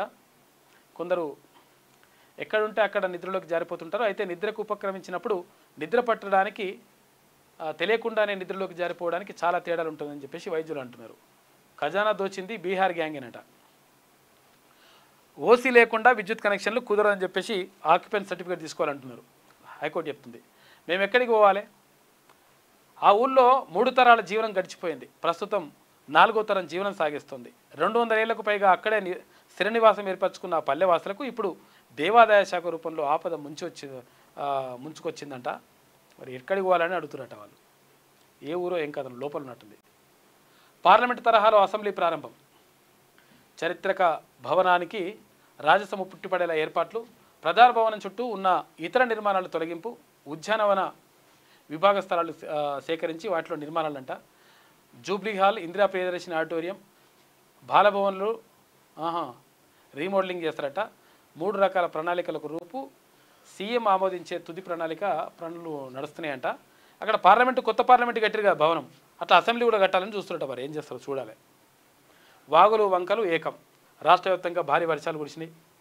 అప్రమత్తంగా ఉండండి అని చెప్పేసి ఇక్కడ ముఖ్యమంత్రి రేవంత్ రెడ్డి అంటుండు.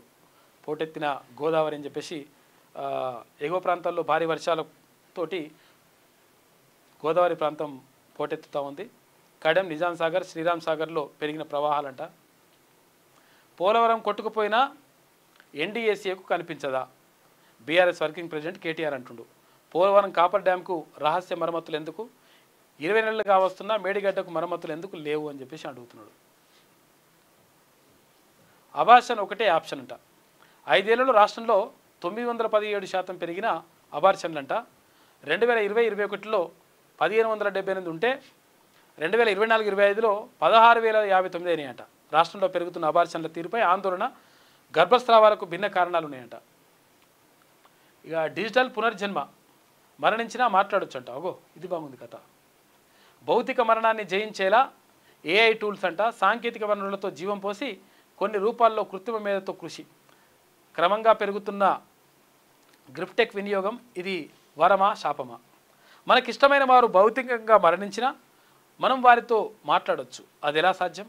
భవిష్యత్తులో చోటు చేసుకోబోయే మార్పుల గురించి ముందు చూపుతో ఊహించే కొంతమంది శాస్త్రవేత్తలు చెప్తున్న దానిని బట్టి చూస్తే మనం సాంకేతిక అమరత్వాన్ని సాధించవచ్చనే అభిప్రాయం వ్యక్తమవుతోంది. ప్రస్తుతం ఆ పరిస్థితులకు మనం కొంత దూరంలో ఉన్నప్పటికీ ఆ దిశలో కొన్ని ప్రయత్నాలు మొదలవుతున్నాయంట. ఏఐ తోటి ఇది కూడా జరుగుతుందట. మళ్ళీ చూసుకొని చచ్చిపోయిన వాళ్ళు కూడా మళ్ళీ మాట్లాడతారన్నట్టు ఉంటుందంట లెక్క. ఇది సాక్షిలో ఉన్నటువంటి ప్రధాన కథనాలు. అయితే ఒకసారి ఈమెమంటుందో చూద్దాం. ఊరించి ఉసూరు అనిపించి ముగిసిన ట్రంప్ పుతిన్ శిఖరాగ్ర భేటీ అని చెప్పేసి ఒక వార్త. ఇది ఓట్లేసే క్యూ కాదు, నాట్లకు యూరియా కోసం అని చెప్పేసి బాగా నిజంగా కూడా బాగా ఇబ్బంది పడుతున్నట. ఈ కొంచెం దీనిపైన దృష్టి పెట్టాలి ప్రభుత్వం కూడా. వారెవ్వా ఏం మార్పు అని చెప్పేసి ఎరువుల కోసం అరుగు మీద పడుకునే దుస్థితి అంట. ఎంత గొప్ప మార్పు తెచ్చింది కాంగ్రెస్ సర్కార్. బీఆర్ఎస్ వర్కింగ్ ప్రెసిడెంట్ కేటీఆర్ ఎద్దేవా చేసినట్టుగా కొట్టేసింది. ఎక్కడిది? మహబూబాబాద్ జిల్లా గూడూరుల ఎరువు కరువు, రైతన్నకు దిక్కెవరు, ఆగ్రో కేంద్రాల వద్ద ఎగబడ్డ అందని ఎరువులు అని చెప్పేసి యూరియా సరఫరాలో సర్కార్ ఫెయిల్ అయిందని చెప్పేసి అప్పుడు అంటున్నారు ఓరు మాజీ మంత్రి నిరంజన్ రెడ్డి. రాష్ట్ర వ్యాప్తంగా అన్నదాతకు తప్పని తనలాట అని చెప్పేసి నిజంగా కూడా చాలా ఇబ్బంది పడుతూ ఉన్నారు. ప్రభుత్వం దీనిపైన దృష్టి పెట్టాలి. ఎందుకంటే దీన్ని కాకపోతే వీళ్ళు ఎక్కువ చేసి చూపిస్తారు, అది వేరే విషయం. తర్వాత ఇంకోటి విషయం ఏంటంటే వీళ్ళున్నప్పుడు కూడా ఇటువంటి లైన్లు ఉన్నాయి, ఇదంతా కథ అంత ఉన్నది. కాకపోతే ఏంటంటే రైతులకు అన్యాయం జరగద్దు, అందుకని చూడాల్సిన బాధ్యత ప్రభుత్వం పైన ఉన్నది. ఇక ఎన్డీఎస్ఏ ఎక్కడున్నావు, మళ్ళీ కుంగిన పోలవరం కాపర్ డ్యామ్ 10 అడుగులు వెడల్పు 8 అడుగుల లోతులో డ్యామేజ్ అంట. ఇక పన్నులతో బాధుడే, పాత బంపర్లకు తప్పని పన్నుపోటు, బండ్లకు మేడిగడ్డను బాంబుతో పేల్చేశారు, అందుకే 2 పిల్లర్లు పగుళ్ళంట. చూసుకో ఇటువంటి కథలు మళ్ళా ఎందుకో ఒక్కోసారి ఒక్కో దిక్కు ఉన్నప్పుడు ఒక్కో దిక్కు మాట్లాడితే ప్రజలు నమ్మరు. రైతులు నట్టేట ముంచేందుకు రేవంత్ కుట్ర అని చెప్పేసి ఇట్లా సర్కారుపై సమరమే, సెప్టెంబర్లో ఉద్యోగుల ఉద్యమ బాట ఇట్లా రాసుకొస్తుందన్నట్టు ఈమె. హైకోర్టు ఆదేశాలు బేఖాతరు, గోపన్పల్లి భూముల్లో ఫెన్సింగ్ అధికారుల చోద్యం అని చెప్పేసి గోపన్పల్లి స్కామ్పై గప్చుప్, భూదందాల గుట్టు వీడకుండా అధికారులు బెట్టు, తహసీల్దార్ నుంచి కలెక్టర్ దాకా సైలెంటు, 17.04 ఎకరాల ఉత్తర్వులకే హైకోర్టు చెక్కు, 8 ఎకరాలపై రిజిస్ట్రేషన్ శాఖకు కలెక్టర్ లేఖనంట. ఇంకా 64.36 ఎకరాల్లో ఎన్ఓసీలపై గోప్యత, బండారం బయటకు వస్తుందని పెద్దలు సెటరైట్ అవుతున్నారని చెప్పేసి అంటున్నారు. ఇప్పుడు గత ప్రభుత్వం ఉన్నప్పుడు కూడా చాలా జరిగినాయి, మరి అవన్నీ కూడా బయటకు తీస్తే మంచిగా ఉంటుంది. ఏపీలో ఉగ్ర లింకులు కలకలం సృష్టిస్తున్నాయంట. వితండ బాబు వింత వాదన అని ఇట్లా రాసుకొచ్చింది ఈమె.